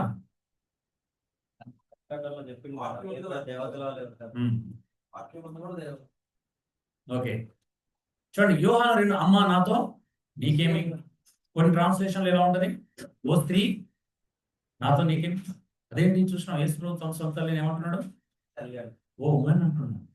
ఎంత ప్రమాదం చూడండి. యేసు ప్రభు స్త్రీలను గౌరవించడం రాదు అని ఒక ఇంటర్ప్రిటేషన్ కూడా చేసిన. రోమా 9:10-24 దేవుని కరుణను గురించి కొంతమంది అపార్థము చేసుకున్నారు. ఇట్లా అంటే ఈజీ కాదు కొన్ని విషయాలు అర్థం చేసుకోవడానికి. బైబిల్ అంతా సులభంగా అర్థం చేసుకోవడం సాధ్యం కాదు. కష్టతరమైన వాక్య భాగాలను అపార్థం చేసుకోవచ్చు. కష్టతరమైనవే కానీ అసాధ్యం మాత్రము కాదు. ఇది కూడా చెప్పాను, మార్పు. బైబిల్లో అర్థం కాని నాకు కష్టతరం కాదు, కానీ అర్థమైనవి అన్వయించుకోకపోవడమే నాకు కష్టతరం అన్నాడు. ఇది కూడా వచ్చేసాను. అసలు విషయం ఇక్కడికి వచ్చాము. ఇక ఇప్పుడు మనం గ్యాప్ చూసాం, కానీ అక్కడ వివరించుకోవాలి, ఇక్కడ వివరించుకుంటున్నాం. ఓకే, దేవుని మనకు మధ్య ఉన్న అగాధాలను అంతరాలు పూడ్చి వారధి వంతెన నిర్మించుకోవడానికి మొట్టమొదటి టైం గ్యాప్. మొదటి పుస్తకానికి చివరి పుస్తకానికి ఉన్న మధ్యకాలం దాదాపు 2000 సంవత్సరాలు. అవునండి? ఆది కాండములకి చెప్పండి, ప్రకటన గ్రంథంకి దాదాపు 2000 సంవత్సరాలు. మొత్తంగా మొదటి పుస్తకానికి మనకు మధ్య ఉన్న కాలం 4000 సంవత్సరాలు. అవునా? యోబు గ్రంథాన్ని ఒకవేళ ఈ కాలాన్ని మనం పోల్చుకుంటే దాదాపు 3800 3900 సంవత్సరాలకు పురాతనమైనవి. అవునా? అంత టైం గ్యాప్ ఉంది మనకి బైబిల్కి. ఉందా? మరి ఈజీగా అర్థమవుతుందా? చూద్దాం ఎందుకు అర్థం కాదు. ఉదాహరణ చూద్దాం. ఇప్పుడు కొలస్సీ 4:16 చదవండి. కొలస్సీ 4:16.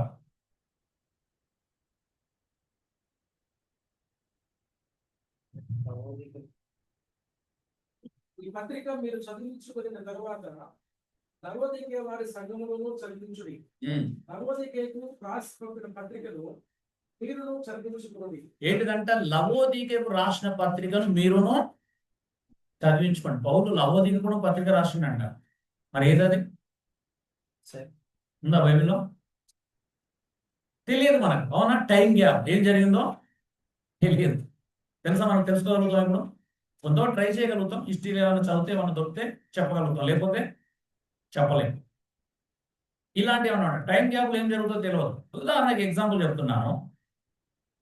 నాకు తెలిసిన ఒక అన్న చిన్నప్పుడు ఒక 10-15 సంవత్సరాల క్రితము తన కుమారుని ఆడిస్తున్నాడు. ఏమాట? బస్ ఆట ఆడిస్తున్నాడు అనమాట. ఇంట్లో బస్ ఆట ఆడిస్తూ ఏమన్నాడంటే మధ్యలో పోయి పోయి అన్నాడంట.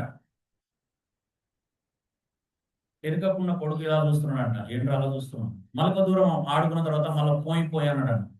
అనగానే వీడు మళ్ళీ చూసినాడు కొడుకు. మూడోసారి అలాగే ఆయన సౌండ్ చేసేసరికి మూడో చికా చేసి, ఏంటి పాప నాకు అర్థమైతే లేదు, ఏంటి పోయి పోయి అంటున్నావు, ఏం పోయాలన్నాడు. అప్పుడు ఆ ఫ్రెండ్ ఆలోచన పడ్డాడు. ఓకే, టైం గ్యాప్ వచ్చింది. ఏం టైం గ్యాప్? మా వయసులో అంటే నా ఏజ్ గ్రూప్ వాళ్ళకంటే బస్ సౌండ్ అంటే పోయి పోయి అని తెలుసు, అవునా? ఇప్పుడు ఏమొచ్చినాయి? కీకి వచ్చినాయి, తర్వాత ఇంకా రకరకాల సౌండ్ మారినాయి, అవునా? చూడండి, టైం గ్యాప్ లో బస్సు హారన్ సౌండ్ మారిపోయిందా లేదండి? హారనే మారిపోయింది, నిజమా కదా? ఇప్పుడు తను ఆడుకున్నప్పటి బస్ సౌండ్స్ తన పిల్లలకు నేర్పిస్తే ఏమైంది? అర్థం కాలేదు. వాళ్ళకి అర్థం చేయించాలంటే ఏమని చెప్పాలి? కీకి అనో అప్పుడు ఉన్నటువంటి ప్రెసెంట్ సౌండ్స్ నే వాడాలి. అర్థమవుతుందా? ఒక చిన్న టైం గ్యాప్ లో ఏం జరిగిందో చూడండి. ఆటో కానీ బస్ యొక్క హార్న్స్ కానీ అవి మన తరంలోనే మారిపోయాయి, అవునా? సో టైం గ్యాప్ లో జరిగేది ఏంటంటే ఇవే. ఈ టైం గ్యాప్ ను మనం పూడ్చుకోకపోతే అక్కడ ఏం చెప్పబడిందో ఇప్పటికి అర్థం చేసుకోవడం అలాగే ఇబ్బందికరంగా ఉంటుంది. అది అన్నమాట.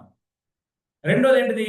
లాంగ్వేజ్ గ్యాప్ చూసాం. ఇంతకుముందే వీటి గురించిన 7 విషయాలు మనం చూసాం, గ్యాప్స్. బైబిల్ హెబ్రూ మరి గ్రీకు మరి కొంత అరామిక్ భాషలో వ్రాయబడింది. ఓకే, మనందరం తెలిసింది. చూడండి, ఇప్పుడు స్త్రీని ముట్టకుండా పురుషునికి మేలు అన్నాడు, 1 కొరింథీ 7:1. దీన్ని ఎలా అర్థం చేసుకుందాం? స్త్రీని ముట్టకుండా పురుషునికి మేలు అంటే ఇలా టచ్ చేయకూడదు. Be careful. మీరు అటు ఇటు వెళ్తున్నప్పుడు ఎవరికైనా తాకిరనుకో, భోజనాలు చేసే దగ్గర, ఇప్పుడు దీన్ని ఎలా అర్థం చేసుకుంటారు? ఈ మాట తీసుకొని కొన్ని సంస్థలు కానీ కొంతమంది వ్యక్తులు ఏదో సూత్రం చెప్పారు, అవునా? ఏంటిది? ఏదో 3 సూత్రాలు చెప్పారు. 3 అడుగుల దూరంలో ఉండి మాట్లాడాలా, 3 వ్యక్తులు ఉన్నప్పుడే మాట్లాడాలి, 3 ముచ్చట్లు మాత్రమే మాట్లాడాలి. ఈ వాక్యం అదే చెప్తుందా నిజంగా? స్త్రీని ముట్టకుండా పురుషునికి మేలు, దాని సందర్భం అదేనా? అంటే ఇప్పుడు మన చెల్లెలు అంటే ఎవరో మనం సెకండ్ ఇష్టం కదా ఇక్కడ ఉన్న వాళ్ళకి, దాని గురించి నేను మాట్లాడుతున్నాను. ఇలా టచ్ చేయడం గురించేనా?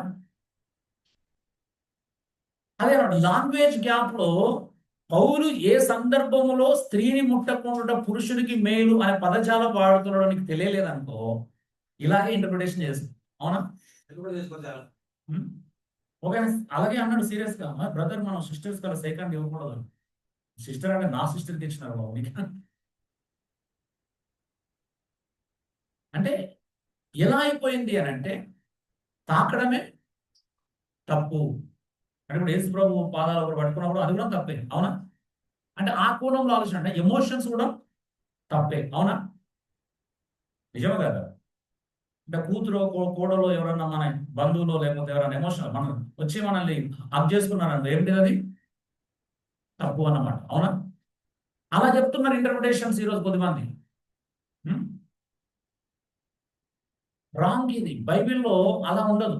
అంటే దాని అర్థం ఏంటి? ఎమోషన్స్ అందుకోమని దేవుడు ఎక్కడ చెప్పడు, అవునా? ఆయన క్రియేట్ చేసింది ఎమోషన్ కనబరచొద్దు అంటే అర్థం ఉంటుందా అండి? మీరే మాట్లాడాలి. ఎమోషన్ చూపించకూడదు అంటే రాంగ్ ఎమోషన్ చూపిస్తుంది తప్పు, అవునా? ఎమోషన్స్ రాంగ్ చూపించొద్దు అని చెప్పాలి. ఎమోషన్సే తప్పు అంటే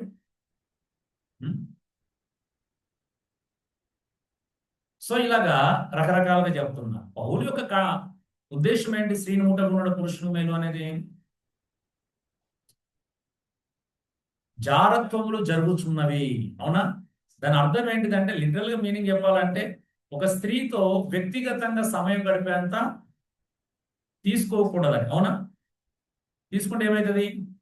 జారత్వము జరుగుతుంది. అంటే జారత్వానికి అవకాశం ఇచ్చే విధంగా స్త్రీ పురుషులు క్లోజ్ కాకూడదు, అవునా? ఇలా టచ్ చేయడం గురించి కాదు. సెకండ్ ఇవ్వడం గురించి కాదు. పాపం గురించి మాట్లాడుతున్నాడు ఇక్కడ. అవునా? జాగ్రత్త అనే పాపం గురించి మాట్లాడుతున్నాడు. సెకండ్ ఇస్తే జాగ్రత్త ఉండదు మరి. అంటే మన అంటే ఏమంటారు, బ్రాడ్ మైండ్ కాకుండా అంటే ఏమంటారు, నారో మైండెడ్, అంటే టూ మచ్ స్పిరిచువాలిటీ అంటారు దీన్ని. అవునా? టూ మచ్ స్పిరిచువాలిటీ అంటే దాన్ని స్పిరిచువాలిటీ అన్నారు యాక్చువల్ చెప్పాలంటే. నిజమా కదా? అలాంటి వాళ్ళు ఎక్కువ బలహీన ఉంటారు. అలాంటి వాళ్ళు ఎక్కువ తొందరగా పడిపోతారు.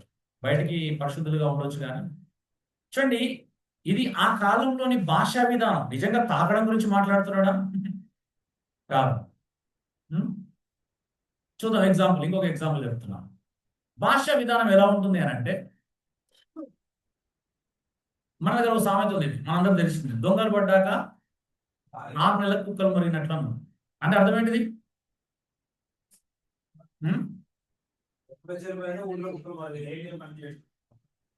దీని అర్థం ఏంటి? దొంగలు పడ్డాక 6 నెలలకు కుక్కలు మరిగినట్లు అంటే అర్థం ఏంటి?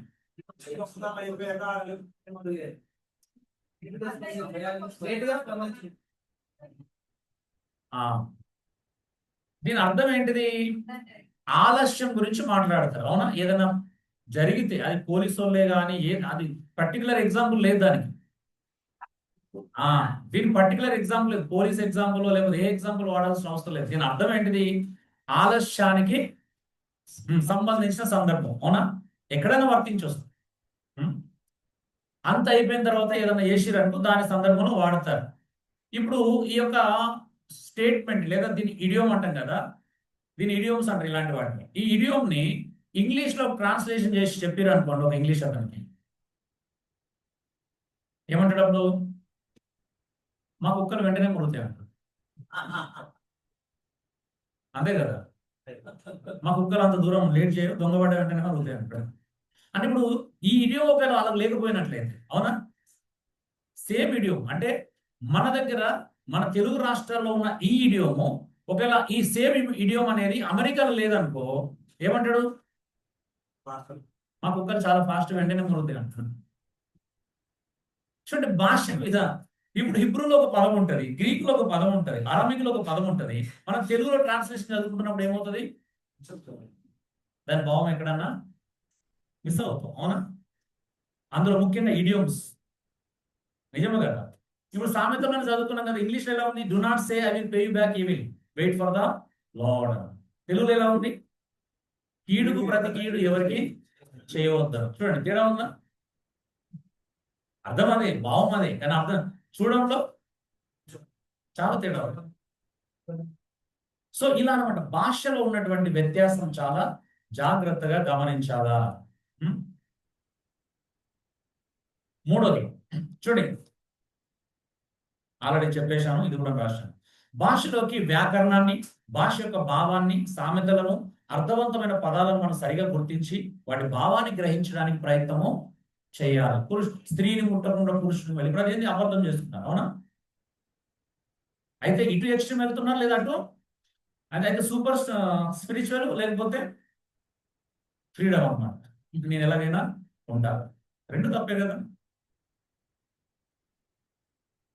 అంటే లేఖనము ఎంత చెప్తే అంతే తీసుకోవాలి, ఎక్కువ తీసుకోకూడదు, తక్కువ తీసుకోకూడదు. మూడోది లిటరరీ గ్యాప్, సాహిత్యపరమైన విధానం లేక రచనా శైలిని అర్థం చేసుకోవాలి. ఒక రచయితకు రచనా శైలి ఉంటుంది. ఇప్పుడు నేను రాస్తాను, నాకు ఒక రచనా శైలి అనేది ఉంటుంది. వే ఆఫ్ రైటింగ్ స్టైల్ అంటాం. అంటే విధానం, శైలి అంటే ఒక విధానం, ఒక పద్ధతి. పౌలుకు కూడా ఒక పద్ధతి ఉంటుంది. అవునండి? రచనా శైలి ఉందా పౌలుకి? పత్రికలు చెప్తారు, నేను రాయట ఇలాగే అంట. అవునా? అంటే వాస్తవానికి కొంతమంది ఆథర్ల పేర్లు తెలియకపోయినా శైలిని బట్టి ఈయన అయి ఉండొచ్చు అనే దానికి ఎందుకు వస్తాం? శైలి. అవునా? అందుకే ఎవ్రీ పత్రిక కూడా చాలా మంది పౌలు రాశాడు అని అనుకోవడానికి గల కారణాలు శైలి. అవునా? నిజమే కదా? ఇప్పటి వరకు తేలలే. ఎవ్రీ గ్రంథకర్త ఎవరో మనకి తెలియదు ఇప్పటికి. కానీ చాలా మంది, కొంతమంది పౌలు అని నమ్మే వాళ్ళు ఇప్పటికీ ఉన్నారు. నిజమే కదా? అంటే శైలిని బట్టి, ఓకే ఇలాంటి శైలి పౌలే రాయగలుగుతారు, ఇంకెవరు రాయలేరు, అది అన్నమాట. రచన శైలి ఉంటుంది. ఎగ్జాంపుల్ చూద్దాం. 3 కలవు 4 కలవు. ఉం? ఏం 3 కలవు ఏం 4 కలవు? కొంతమంది 3 అంటే వెంటనే త్రిత్వం అని చెప్పడానికి ప్రయత్నం చేస్తారు. 4 అంటే సువార్తలు అంటారు కొంతమంది. జ్ఞానం ఇల్లు కట్టుకొని 7 స్తంభం చెప్పుకున్నది అనగానే ఎక్కడికో వెళ్ళిపోయి మళ్ళీ ఏదో చెప్పడానికి ప్రయత్నము చేస్తారు. అవునా? అంటే ఇప్పుడు ఏంటిది, ఈ సంఖ్యలు దేని గురించి మాట్లాడినే మనం సందర్భం చూడం. దానికి ఏదన్నా వచనం లింక్ చేస్తే ప్రస్తుతానికి సరిపోతుంది. అలా అన్నమాట. సో అఫ్ కోర్స్ మనం అందరం తప్పులు చేస్తున్నాం, చేయకూడదనే చెప్తున్నా. 4వది జియోగ్రఫికల్ గ్యాప్, భౌగోళిక పరమైన వ్యత్యాసం అర్థం చేసుకోవాలి. చూడండి, ఒకడు ఎరిషో నుండి ఎరికోకు దిగి వెళుతున్నాడు. దిగి వెళ్ళడం అంటే ఏంటి? మెట్లున్నాయి ఏమన్నా? దిగి వెళ్ళడం అంటే దిగజారడం అని అర్థం చేసుకుంటాం. అవునా? దిగి వెళ్ళడం అంటే చాలా మంది పాస్టర్లు ఏమంటారు, దిగజారడం అని అర్థం చెప్పారు ఇప్పటివరకు. నిజమా కాదండి? లూకాసు వార్త 10వ అధ్యాయం 30వ వచనం యొక్క భావం అలాగే చెప్పారు. మరి దిగి వెళ్ళడం అంటే మనుషుడు దిగి వెళ్ళడం అంటే దిగజారినట్లయితే అప్పుడు ఒక యాజకుడు దిగజారిందని ఎందుకు ఎక్స్ప్లెయిన్ చేయలేదు ఇప్పటివరకు? అవునా కదా? ఒక లేవిడు కూడా వెళ్ళిండు కదా అక్కడ నుంచి కిందికి. మరి లేవిడు కూడా దిగజారిండని ఎందుకు చెప్పలేదు? చెప్పరు. పాస్టర్ పడిపోయిండని చెప్తే బాగుండదు కదా. మరి చెప్తే అందరికీ అదే చెప్పాలి కదా. కేవలం ఒక మనుషుడే పడిపోయిండు, మిగతా వాళ్ళు పడిపోలేదని ఇంటర్ప్రిటేషన్ ఎలా చేస్తున్నారు? వాళ్ళు కూడా ఎరిషో నుండి ఎరికోకు దిగలేదు కదా వాళ్ళు కూడా. అవునా కదా? ఒక యాజకుడు ఉన్నాడు, ఒక లేవిడు కూడా. వాళ్ళు ఎందుకు వేరు మరి పాపం చేయడానిక? సో ఇది విచిత్రం. గలిలయ సముద్రంలో తుఫాను వచ్చినప్పుడు శిష్యులు భయపడ్డారు. అదేంటి? పుట్టి పెరిగినంత దాని చుట్టే దానిలోనే తిరిగి వాళ్ళు భయపడడం ఏంటి? విచిత్రంగా అయితే భయపడితే దేశంలో భయపడాలి. ఎందుకంటే నాకు తెలిసి 30 సంవత్సరాల లోపల ఉన్నాడు, అప్పుడే బయటకు వచ్చుకుంటాడు. అవునా? ఆయన సముద్రం కొత్త, వీళ్ళకి కాదు. ఒకవేళ చూస్తే దూరం చూడవచ్చు, కానీ రోజు ప్రయాణంలో అయితే చేసి ఉండకపోవచ్చు కదా. చేపలు అయితే పట్టిన అనుభవం లేదు కదా ఆయనకి.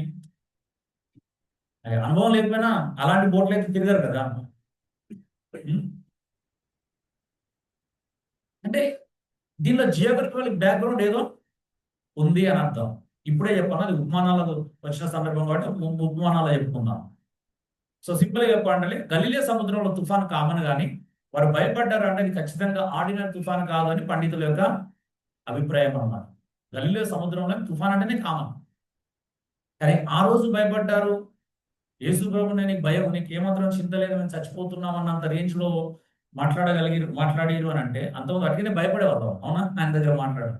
అలాంటి వాళ్ళు ఆ రేంజ్ లో మాట్లాడుతున్నారంటే ఏదో ఉంటుంది. అవునా? నిజంగానే సీరియస్ గా భయపడి ఉంటారు. సో ఇలాగ జియోగ్రఫికల్ బ్యాక్గ్రౌండ్స్ తెలుస్తా ఉంటే ఏమవుతుంది అంటే మనం దాన్ని స్పష్టంగా చూడడానికి ప్రయత్నం చేస్తాం ఆ దృశ్యాన్ని. దిగి వెళ్ళడం అనగానే ఏంటిది? ఇప్పుడు మన ఇంటర్ప్రిటేషన్ ఏంటిది? యెరూషలేము అంటే పరిశుద్ధ పట్టణం లేదా సంఘం. ఎరికో అంటే పాపలోకం లేదా నరకం. మనుషుడు అంటే విశ్వాసి. యెరూషలేము ఎరికోకు వెళుతున్నాడు, దిగి వెళ్తున్నాడు అంటే అంటే దిగజారి పాపంలో పడిపోతున్నాడు, దేవుడి నుండి దూరానికి వెళ్ళిపోతున్నాడు. దొంగలంటే ఎవరు? సాతాను. అవునా? ఎంత బాగుంటుంది ఇంటర్ప్రిటేషన్. దొంగలంటే సాతాన్ అంట. అందుకే సంఘం నుండి ఎవరైనా విడిచి బయటికి వెళ్తే సాతాను పట్టుకుంటాడు. ఎందుకంటే ఆల్రెడీ గర్జన సింహం వాళ్ళే ఎదురు చూస్తున్నాడు. భలే లింక్ అయింది కదా, సింక్ అయింది అబ్బా. రేపు వస్తే సింక్రటిజం చూసినావా? ఒక్కసారి నువ్వు సంఘం వదిలేస్తే యాచకుడు వచ్చిండు, పాస్టర్ కూడా ఏం చేయలేదు, లేవు సంఘ పెద్ద కూడా ఏం చేయలేదు. మంచి సమరుడు వచ్చాడు. మంచి సమరుడు అంటే ఎవరు? యేసుప్రభు. చూసినావా? యేసుప్రభు మళ్ళీ కాపాడండి ఆయన. మళ్ళీ నూనె అంటే పరిశుద్ధాత్మ దేవుడు, ద్రాక్షరసం అంటే మరొక అర్థం. 2 దినారాలు ఇచ్చిండంటే ఒకటి కొత్త నిబంధన అంటే ఒకటి పాత నిబంధన అంటే. చూడండి, ఇట్లా ఉంటది అనమాట ఇంటర్ప్రిటేషన్. ఎంత సిల్లీ ఇంటర్ప్రిటేషన్ అంటే అది. తప్పుగా అనుకోకండి, మీ బహుశా మీరు కూడా ఒకసారి చెప్పుండవచ్చు. మిమ్మల్ని తప్పంటని చెప్పట్లా, మనం నేర్చుకునే తప్పని చెప్తున్నా. నేను వ్యక్తులను తప్పట్లేదు, మనం నేర్పించినాడు తప్పు నేర్పించాడు, తప్పుగా విన్నాడు, మనం తప్పు చేయొద్దని చెప్తున్నా. యేసు మంచి సమరుడు యేసు ప్రభు ఎట్లయితాడండి? మంచి సమరుడు యేసు ప్రభును తనను తాను మంచి సమరుడు చూపించుకోవాలని చూస్తున్నాడా? ఎవరు? అలాంటి అండర్స్టాండింగే లేదు అక్కడ, అలాంటి ఆలోచన విధానం అక్కడ లేదు. వాస్తవానికి అక్కడ జరిగిన సంఘటన ఏంటిది? ఒక లాబ్దల ధర్మశాస్త్రోపదేశకుడు వచ్చి నిత్య జీవానికి వారసుని కావాలంటే ఏం చేయాలని దానికి జవాబు చెప్పాడు యేసు ప్రభు. అవునా? దానికి ఉపమానం చెప్పాడు. దాని అర్థం ఏంటిది? నువ్వు వెళ్ళి సమరయులను ప్రేమించని చెప్తున్నాడు. ఇంతకు నా పొరుగువాడు ఎవడు అన ప్రశ్న ఏంటిది? ఇంతకి నా పొరుగువాడు ఎవడు అనే ప్రశ్నకు నీ పొరుగువాడు సమరయుడు అని చెప్తున్నాడు యేసు ప్రభు, అంతే నేనని చెప్పట్లా. అవునా? ఇందులో సమస్య ఏంటి అంటే యేసు ప్రభును సమరయునిగా పోలిస్తే ఏమైతే అంటే ఎవరికైనా కష్టం వస్తే యేసు ప్రభు నేను సమరయులకు చదువుకుంటాడు, నేను కాదు అంటే అర్థం ఏంటిది? ఇప్పుడు నేను పని తప్పించుకోవాలని చూస్తున్నాడే కదా. కష్టం వస్తే ఎవరు ఆదుకోవాలా? మనం. మళ్ళీ యేసు ప్రభు రావాలి. విచిత్రం చూడాలి. అంటే ఒక్క తప్పుడు ఇంటర్ప్రిటేషన్ చేస్తే ఎన్ని ప్రమాదాలు ఉంటాయో చూడండి. అందులో ఇట్లా చెప్తున్నారు అనమాట. రాంగ్. హిస్టారికల్ గ్యాప్, చారిత్రకపరమైన వ్యత్యాసాలను అర్థం చేసుకోవాలి. ఉదాహరణ యోనా నినవే ప్రజలు. యోనా ప్రాంతం నుండి నినవేకి దాదాపు 1000 కిలోమీటర్లు, కానీ తర్షీష్ కింద 4000 కిలోమీటర్లు. 1000 కిలోమీటర్లు ఎంత వెళ్ళాడు? 4000 వెళ్ళాడు. విచిత్రం కదా.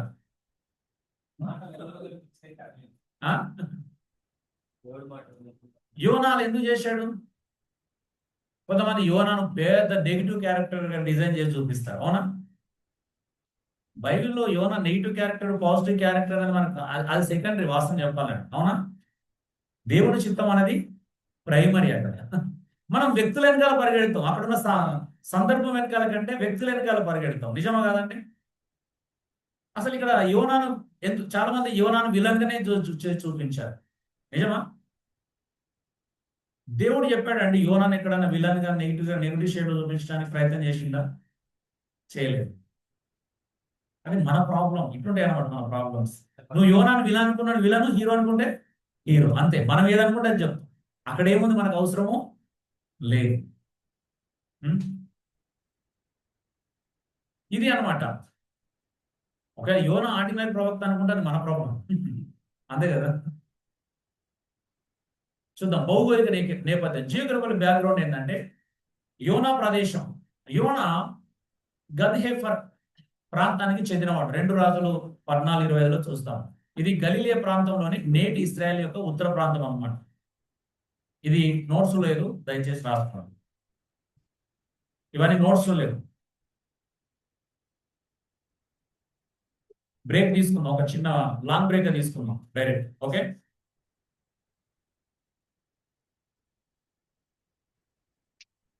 రోజు 4 సెషన్స్ ఉంటాయి. మధ్యాహ్నం ఉదయం 2, మధ్యాహ్నం 2 అంతే.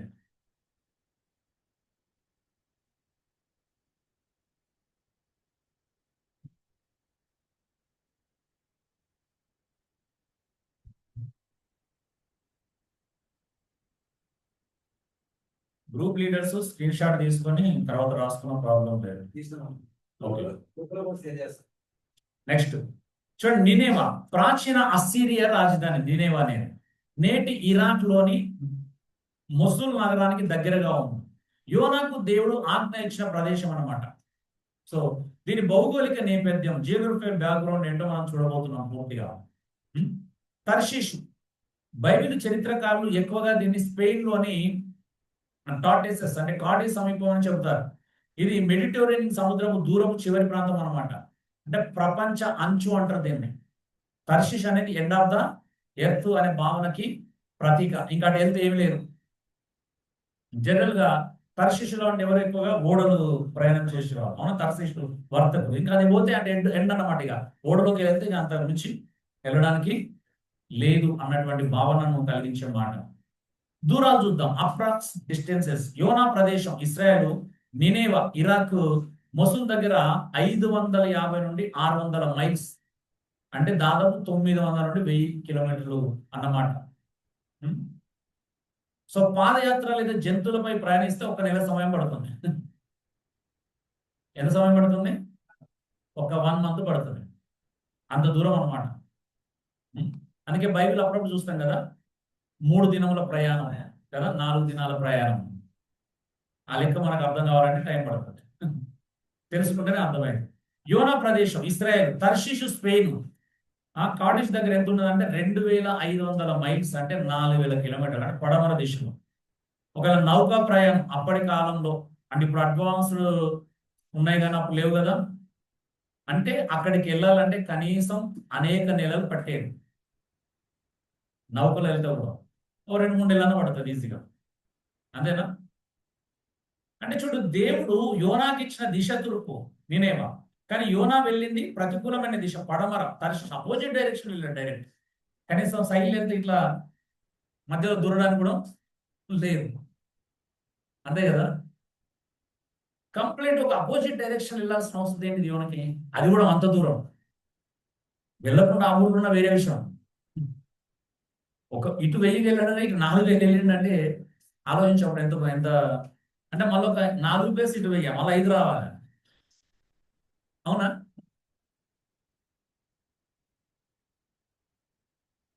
సో చారిత్రక నేపథ్యం ఏంటిదంటే, అష్యూరియన్స్ అనే వాళ్ళు చాలా క్రూరత్వం కలిగినటువంటి ప్రజలు. నినేవే రాజధాని క్రూరమైన హింసాత్మకమైన రాజ్యానికి కేంద్రం. వారి ఇశ్రాయేలును తరచుగా దాడి చేసేవారు. యోనాకు వారిని దేశం ఉండటము కాకుండా దేవుడు వారిని క్షమిస్తాడేమో అన్న భయం కూడా ఉండేది. సో యోనా అక్కడికి వెళ్ళడానికి 2 కారణాలు వెళ్ళకుండా ఉండడానికి. ఒకటి, వాళ్ళు ఇశ్రాయేలు వద్ద శత్రువులు, మొదటి కారణం. రెండోది, యోనాకు దేవుని కరుణ గురించి బాగా తెలుసు, క్షమిస్తాడనే విషయం కూడా తెలుసు. ఇప్పుడు చిన్న లాజిక్, మీకే ఇలాంటి శోధన, ఒకవేళ ఇలాంటి పరీక్ష వస్తే ఏం చేస్తారు? ఎగ్జాంపుల్ చెప్తున్నాను. మీరు చిన్నప్పటి నుండి మీ బాబాయ్యలో మీరు పాలలు ఉన్నారండి. చిన్నప్పటి నుండి వాళ్ళకు మీకు పడట్లేదు, మీకు బుద్ధి ఎరిగినప్పటి నుంచి చూస్తున్నారు 3వ వాడు. సో మీ మనసులో ఏముంది అని అంటే, మీ బాబాయ్ అన్న, మీ పిన్ని అన్న, వాళ్ళ పిల్లలన్న మీకు మనసులో ఒక భయంకరమైన దేశం. వాళ్ళ పేరు వింటేనే మీకు చిన్నప్పటి నుండి రక్తం ఉడికేలా మీరు పెరిగిరు అనుకోండి.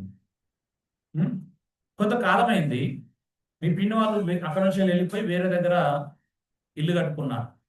మీరు పెద్దోళ్ళు అయ్యారు, ఒక 25 సంవత్సరాల వయసు వచ్చింది. మీ ఇంట్లో మీ చెల్లిది పెళ్లి పెట్టుకున్నారు. మీ డాడీ మిమ్మల్ని పిలిచాడు, పెళ్లి కార్డు ఇచ్చాడు, ఒక 10, 20, 50, 100 కార్డుకి ఇచ్చి అందరికి పంచమన్నాడు. పంచమని చెప్పిన తర్వాత ఒక కార్డు మీ చేతిలో పెట్టి ఏమన్నాడు అని అంటే, ఈ కార్డు అందరికంటే ముందు మిగతా వాళ్ళకి పంచడానికి ముందు ఈ మొదటి కార్డు వెళ్ళి మీ బాబాయ్కి ఇరా అని చెప్పాడు. మీరేం చేస్తారు? నిజం చెప్పారు.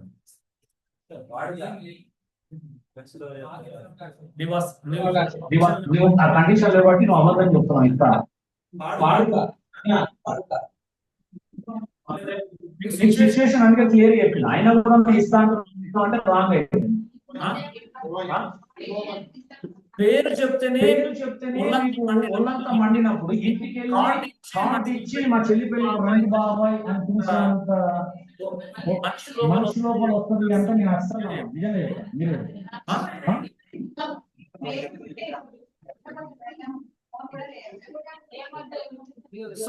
సేమ్ కండిషన్ యోనాలు ఒక రకంగా చెప్పాలని అర్థమవుతుందా?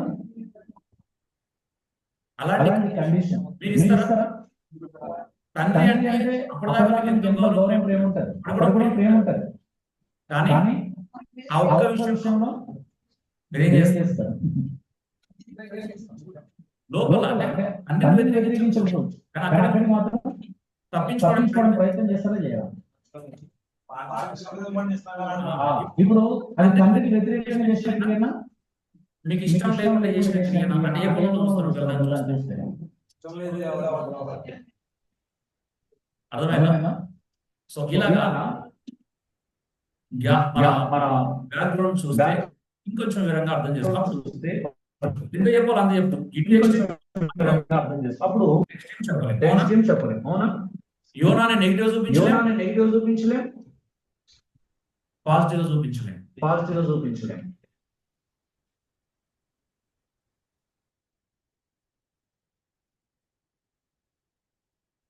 ఆరోది మైండ్ సెట్ గ్యాప్. బైబిల్ రచయితలకు మనకు మధ్య ఉన్న ఆలోచన విధానాన్ని గ్రహించాలి. ఉదాహరణ చూద్దాం, మీకు అర్థమవుతుంది. మృతుల బాప్తిసం ఏంటండి?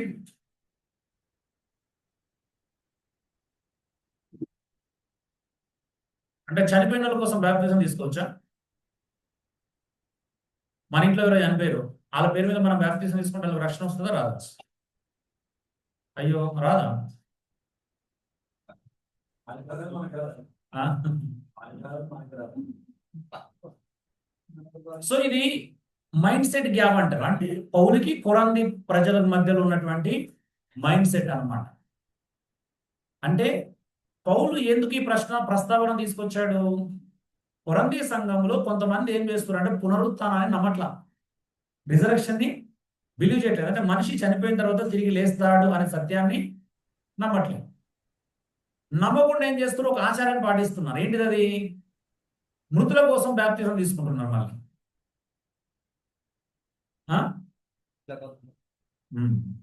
అవును, మిక్స్డ్ పీపుల్ ఉన్నారు. అందులో కొంతమంది కొరంథీ సంఘంలో ఏం చేస్తున్నారు అంటే చనిపోయిన వాళ్ళ కోసం బాప్తిజం తీసుకుంటున్నారు.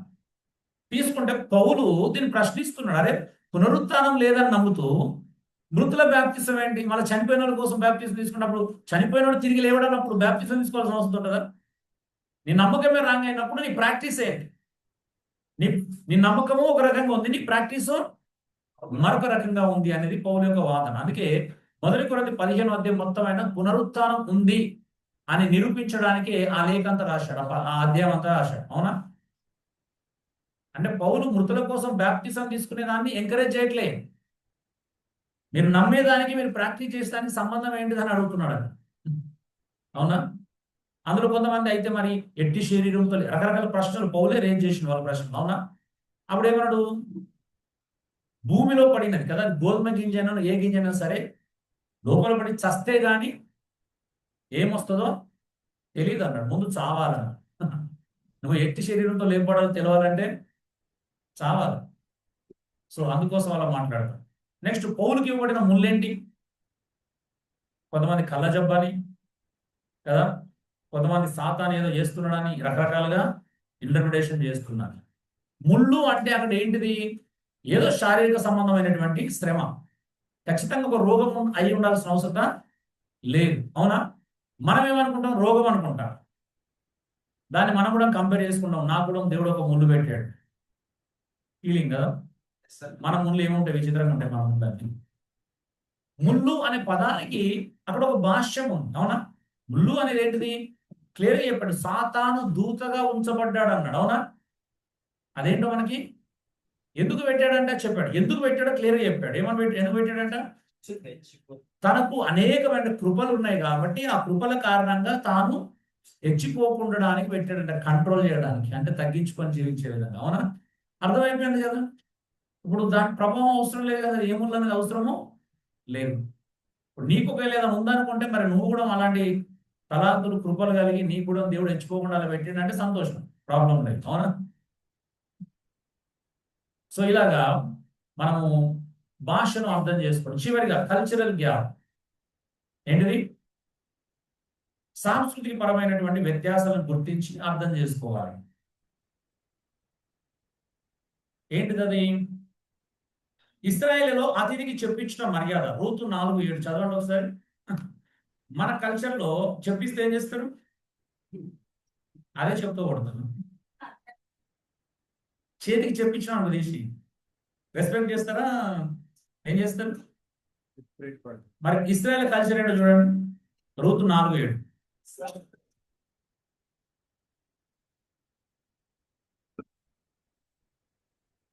ఇశ్రాయేలీయులలో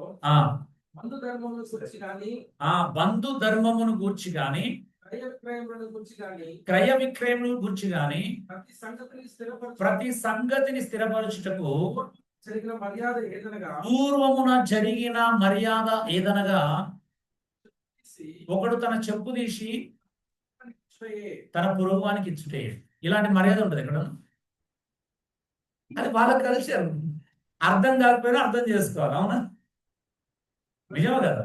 అదేంటి పిచ్చి ఉందని అనిపిస్తే అది నీ ప్రాబ్లం, వాళ్ళ ప్రాబ్లం కాదు. అంతే కదా. అంటే క్రయ విక్రయాలు చేయాలన్నా ఏ విషయంలోనైనా ఇప్పుడు అంటే ఏమంటారు, అగ్రిమెంట్ అన్నమాట, ఒప్పందం. ఇప్పుడు రూతుని బోయాజు విడిపించాలంటే ఒప్పందం ఎలా చేయాలా? చెప్పు తీసి పొరుగు చేతికి ఇవ్వాలి, అదే ఒప్పందం కదా. మనం ఇక్కడ అప్పు చేసినప్పుడు కొంతమంది బాండ్ పేపర్లు రాసుకుంటారు కదా, ఒప్పందం ఎట్లుంటుంది మనది వేరుగా ఉంటుంది, అవునా. వాళ్ళ ఒప్పందం ఏంటిది?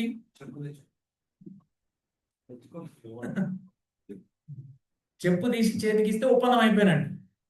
అంత అంటే కల్చరల్ సాంస్కృతికపరమైన వ్యత్యాసాలు ఇలా బైబిల్లో చాలా ఉంటాయి. మనం చదువు అర్థము చేసుకోం. రకరకాల విషయాలు ఉంటాయి కల్చర్లో. కల్చర్ అనగానే ఆహార అలవాట్లు కదా, వివాహ వ్యవస్థ, వస్త్రాధారణ, ఇవన్నీ కల్చరల్ విషయాలు అనమాట. మనం అనుకున్నట్టు వాళ్ళకి కొంగు ఉండదు కదా. మొదటి కొన్ని పద్నాలుగు చెప్పినట్టు ముసుగేసుకోమంటే మన వాళ్ళకి చీర కట్టుకుంటారు కాబట్టి చీర కొంగు ముసుగేసుకుంటారు. వాళ్ళకి వేసుకుంటారు. వాళ్ళ డ్రెస్సింగ్ సెన్స్ ఏంటి? ఇస్రాయల్ ప్రజల డ్రెస్సులు ఎలా ఉంటాయి? సో ఇది అర్థం కావాలి. ఇవన్నీ అర్థం కావాలంటే వాళ్ళ కల్చరు, వివాహం ఏంటిది. ఇప్పుడు 10 మంది కన్యక ఉపమానం చెప్పాడు. అక్కడ వివాహ వ్యవస్థ అర్థమైతే కానీ మీకు ఆ ఉపమానం ఎప్పటికీ అర్థము కాదు. సో తెలుసుకోవాలన్నమాట. ఇలా వాళ్ళ కల్చర్లు ఏంటి, వాళ్ళ కల్చర్ వివాహం ఎలా చేసుకుంటారు, మనలాగా చేసుకుంటారా? నెక్స్ట్ ఎగ్జాంపుల్ 2, తలాంతుల గురించి. తలాంతులు అంటే కొంతమంది గిఫ్ట్స్ అనుకుంటారు. ఇంటర్ప్రిటేషన్ వేరు, అప్లికేషన్లో మనం చూస్తాం. కానీ వాస్తవానికి తలాంతులు అంటే ఒక తలాంతు ఈక్వల్ టు 40,000 రూపాయలు డబ్బులు. బైబిల్లో తలాంతు అంటే ఎంత? డబ్బులు. యేసుప్రభు చెప్పాడు, ఒకరికి 1 తలాంతు, ఒకరికి 2, ఒకరికి 5 ఇచ్చాడు కదా. నిజమే కదా, తలాంతులు ఇచ్చాడు. కొంతమంది తలాంతులు అంటే ఏమనుకుంటారు అంటే టాలెంట్స్ అనుకుంటారు. పాడే తలాంతు, కీబోర్డ్ వాయించే తలాంతు, ప్రార్థనా తలాంతు, నోరు గురించే తలాంతు ఎవరికి ఉంటే ఓకే. సో ఇలాగా తలాంతు అంటే బైబిల్ ప్రకారం డబ్బులు. అందుకే కదా అక్కడ ఏం చేయాలి? ట్రేడింగ్ చేయాలి. 1 తలాంతు తీసుకున్నాడు, ట్రేడింగ్ చేయాలి, అంతే కదా. 5 తీసుకున్నాడు, ట్రేడింగ్ చేసి మళ్ళీ 5 సంపాదించాడు.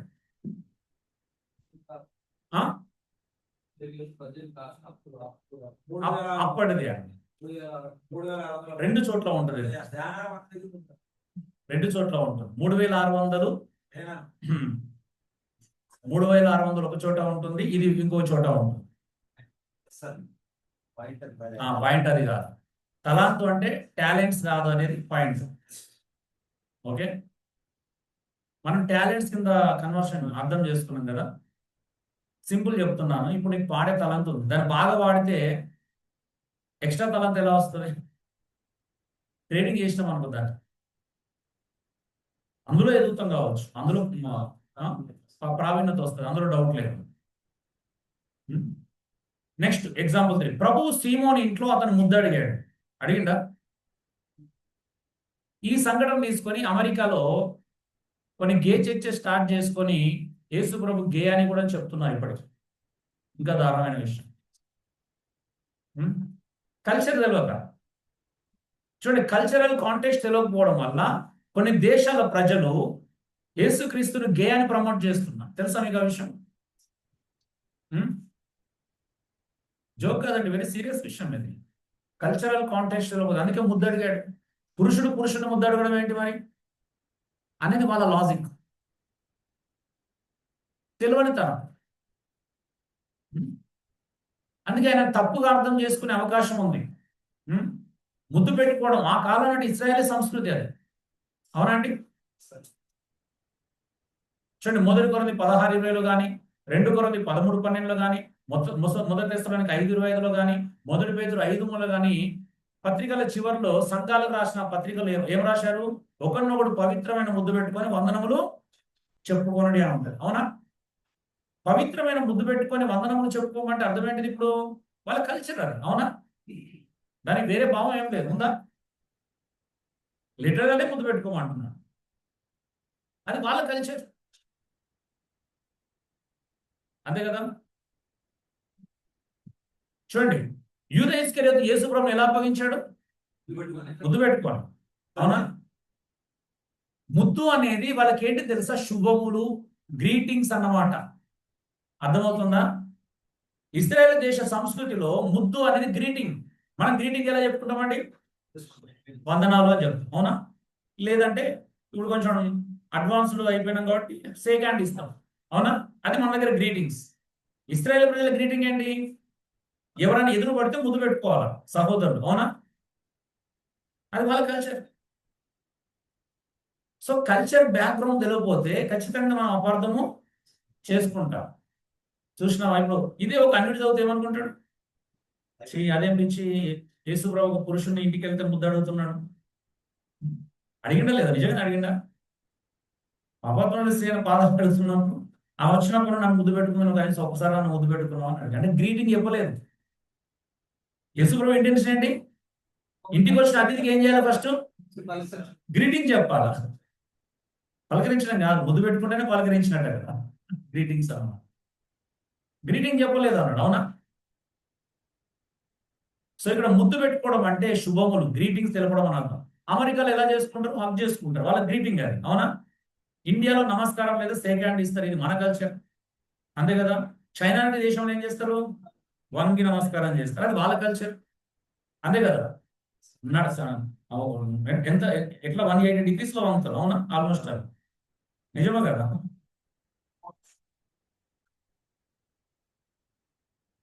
అంటే కొంతమంది ఇట్లా 90 degrees లో బెండ్ అవుతారు కొన్ని దేశాలలో. ఓకే, ఆఫ్ కోర్స్ 90 degrees అనుకోవచ్చు, మరి 180 కాకుండా. కొన్ని సాంప్రదాయాలు ఏం చేస్తారు? కాలు మొక్కుతారు, కొంతమంది కాలు కడుగుతారు ఇంటికి వచ్చిన అతిథులకి, అవునా? అది వాళ్ళ కల్చర్, గ్రీటింగ్ అదే వాళ్ళకి, అవునా? ఊళ్ళకి వెళ్తే వెళ్ళగానే ఫస్ట్ ఏమి ఇస్తారు? చెంబు నిండా నీళ్ళు ఇస్తారు, అంటే కాలు కడుక్కొని లోపలికి, అది కల్చర్, గ్రీటింగ్ అదే. ఇవి అర్థం కావాలి మనకు చూస్తున్నప్పుడు. ఫ్రెంచ్ వాళ్ళు చెంపలు ఆనించుకుంటారు, వాళ్ళ గ్రీటింగ్ ఏంటిది? చెంపలు తగిలించుకుంటే గ్రీటింగ్. అది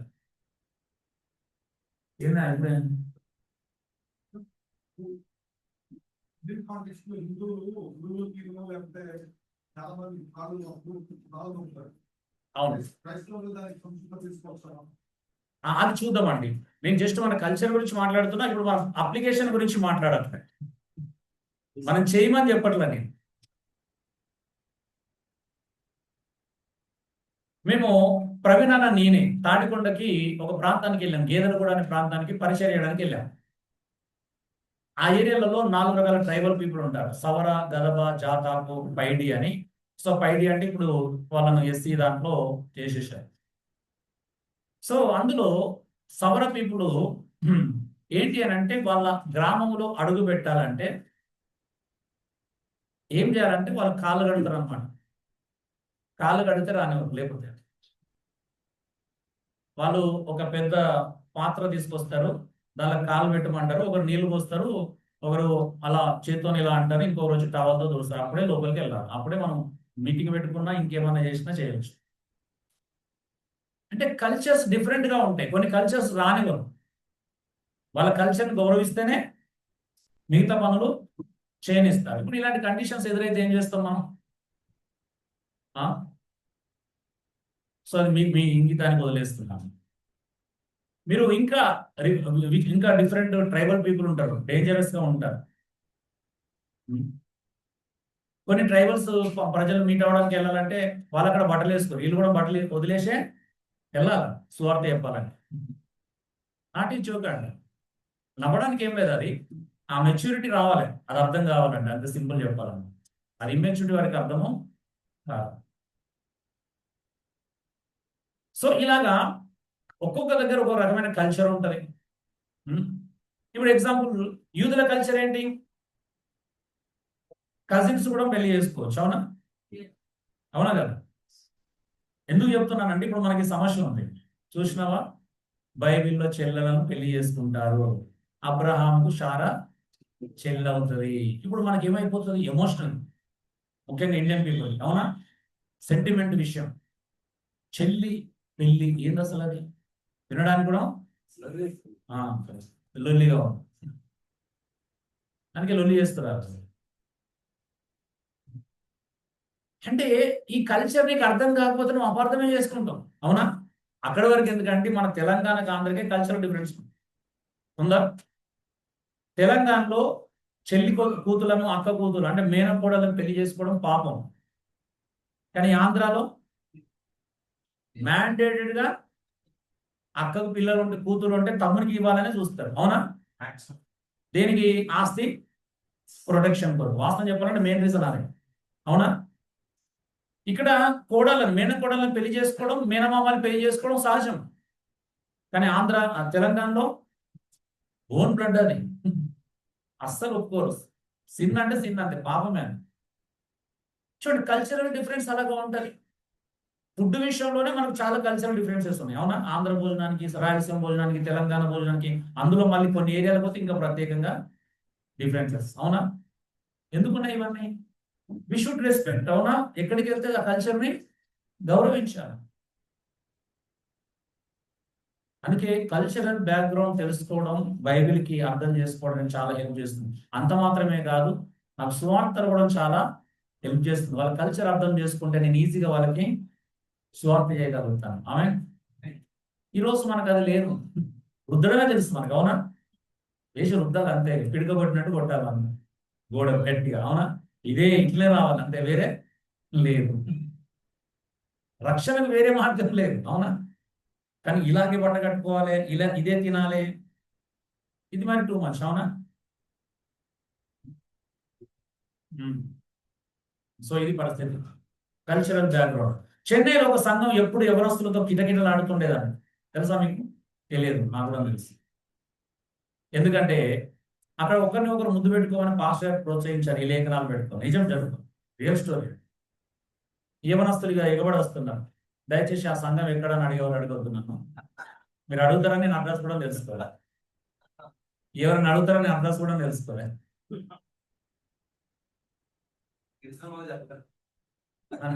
ఫస్ట్ తెలుసుకోలేదు అందుకే.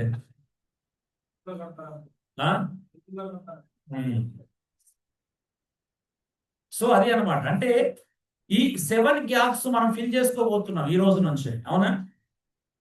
7 గ్యాప్స్ ఏం చేయాలా? బ్రిడ్జ్ కడుతున్నాం ఇప్పుడు. లాంగ్వేజ్ గ్యాప్ కి, టైం గ్యాప్ కి, లిటరరీ గ్యాప్ కి, అవునా, హిస్టారికల్ గ్యాప్ కి, జియోగ్రఫికల్ గ్యాప్ కి, మైండ్ సెట్ గ్యాప్ కి, కల్చరల్ గ్యాప్ కి అన్నిటి ఇప్పుడు ఏం చేయబోతున్నాం? బ్రిడ్జ్ కడతాం. బ్రిడ్జ్ ఒక్కసారి కట్టుకున్నాం అంటే ఈజీగా అటు ఇటు వెళ్ళి రావచ్చు. ఆమె మరి బ్రిడ్జ్ కట్టాలంటే అప్పుడప్పుడు మనం ఏదో తోడ వరకు కూడా వెళ్ళాలి. 4000 సంవత్సరాల క్రితం వెళ్ళాలి. యోబు గ్రంథంకి వెళ్ళాలంటే ఒక 4000 సంవత్సరాలు వెనక్కి ప్రయాణం చేయాలి. మనకు టైం మిషన్ అవసరం లేదు. ఈ గ్యాప్ ఫిల్ చేసుకుంటే మనం కూడా టైం మిషన్లో ప్రయాణం చేయొచ్చు. ఆమె ఈ టైం మిషన్ వేరు. ఈ టైం మిషన్ అంటే మనం లిటరల్ వెళ్ళాం అక్కడికి. మన మనసు వెళ్ళి దాన్ని అర్థం చేసుకొని వస్తాయి అనమాట. ఆమె మన ఆలోచనలు అక్కడికి వెళ్ళి వాళ్ళని అర్థం చేసుకొని వస్తాయి అన్నమాట. అప్పుడు మీకు అన్ని అర్థమవుతాయి. అసలు లోతు కూతుల స్టోరీ అర్థమవుతుంది, దావీదు స్టోరీ అర్థమవుతుంది, దావీదు కొడుకుల స్టోరీ అర్థమవుతుంది, తామర స్టోరీ అర్థమవుతుంది, అమ్మోన్ స్టోరీ అర్థమవుతుంది. అప్పుడు క్లియర్గా అర్థమవుతుంది. లేదు అంటే అర్థం కాదు. 3 రోజులు కావాలి. కోడలు, మామ, అన్న, చెల్లెలు, తండ్రి, కూతుళ్ళు, ఇలాంటి ఎందుకు జరిగినాయి? చూడండి, ఇప్పుడు యూదుల కల్చర్లో ఇంకొకటి ప్రాబ్లం ఉంది. ప్రాబ్లం కాదు, ఇంకో కల్చర్ ఉంది. ఏంటిది? యూద సాంప్రదాయంలో ఒక వ్యక్తికి ఒక కొడుకున్నాడు అనుకుందా, లేదు 7 కొడుకులు ఉన్నారు అనుకుందాం. ఎగ్జాంపుల్, పెద్దోనికి పెళ్ళైంది. పెద్దోని పెళ్ళైన తర్వాత కొద్ది రోజులకి పెద్దోడు చనిపోతే ఏం చేయాలా? రెండో వాడికి పెళ్లి చేయాలి, మరిదికి చేయాలి. అది వాళ్ళ సాంప్రదాయం. మన దగ్గర ఎట్లుంటుంది? మంది అంటే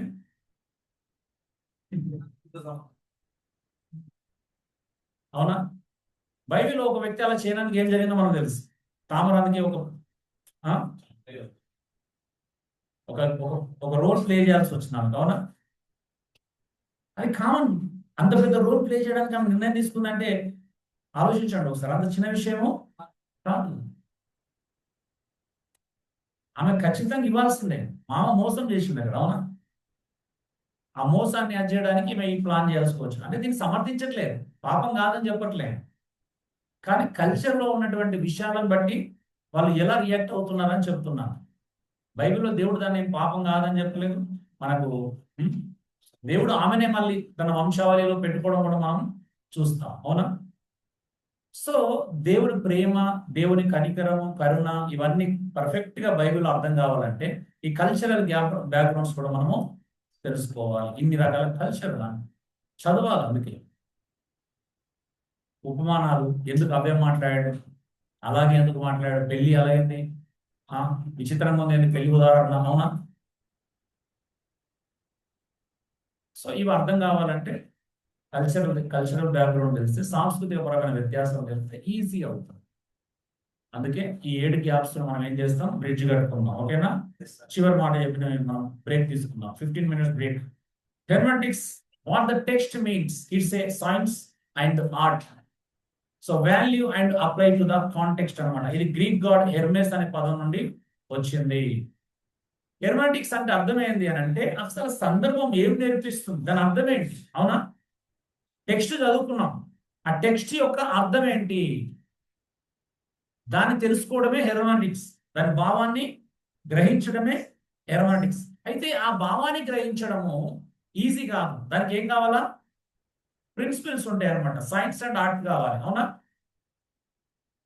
అంటే కొన్ని సూత్రాలు ఉపయోగిస్తే గాని మనం భావాన్ని అర్థము చేసుకోలేము.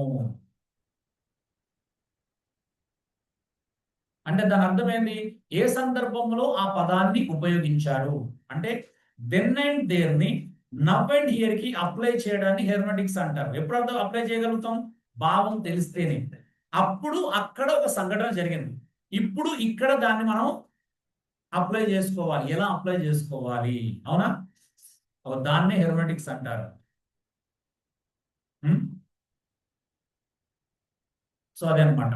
Simple example, God is love and love is blind. ఈ రెండింటి జత చేయకూడదు, అవునా?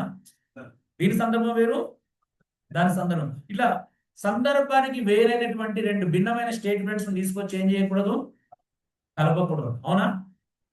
ఎలాంటి ఎగ్జాంపుల్, దేవుడు లోకమును ఎంతో ప్రేమించాడు. అదే యోహాను మళ్ళీ ఏం రాశాడు, ఎవడైనా నువ్వు లోకమును ప్రేమించినట్ల తండ్రి ప్రేమ వాళ్ళలో ఉంది. అరే దేవుడు లోకాన్ని ప్రేమించవచ్చండి, కానీ మనం ప్రేమించకూడదండి, అలా ఉంది కదా. ఏమంటారు? సో అలాంటి చాలా ఉంటాయి. ఆ 2 స్టేట్మెంట్ వ్యత్యాసం ఉందా, కాంట్రడిక్షన్ ఉందా? ఎవరైనా చదివితే కాంట్రడిక్షన్ ఉందా అనుకుంటా, అవునా?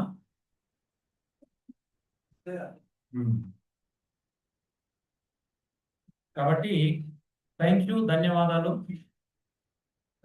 ఇప్పటిదాకా 2 ఇంట్రడక్షన్స్ అయినాయి. సో మనం 3 లెసన్స్ నేర్చుకోవాల్సింది. Number 1 first lesson observation, second lesson interpretation, third lesson application. Okay, 3 సూత్రాలు మనం నేర్చుకోవాలి. కాబట్టి మధ్యాహ్నం సెకండ్ సెషన్ నుంచి అబ్జర్వేషన్ స్టార్ట్ అన్నమాట. Okay, thank you Lord. పరిశుద్ధుడైనటువంటి తండ్రి, మహోన్నతుడైన మా దేవానికి స్తోత్రాలు చెల్లిస్తా ఉన్నాం. నీ యొక్క ఆశ్చర్యమైన ప్రేమను బట్టి, అత్యద్భుతమైన కృపను బట్టి మా అందరి పట్ల నీకు వాంఛలకి ప్రత్యేకమైన వందనాలు చెల్లిస్తున్నాను. మీరే విన్న వాక్యం అందరి హృదయాల్లో ఫలింపచేయమని మా ప్రార్థన వింటున్న స్తోత్రాలు చెల్లిస్తూ ఇంత మంచి యేసు దివ్య నామములో వేడుకొంచున్నాను. యేసు దివ్య నామములో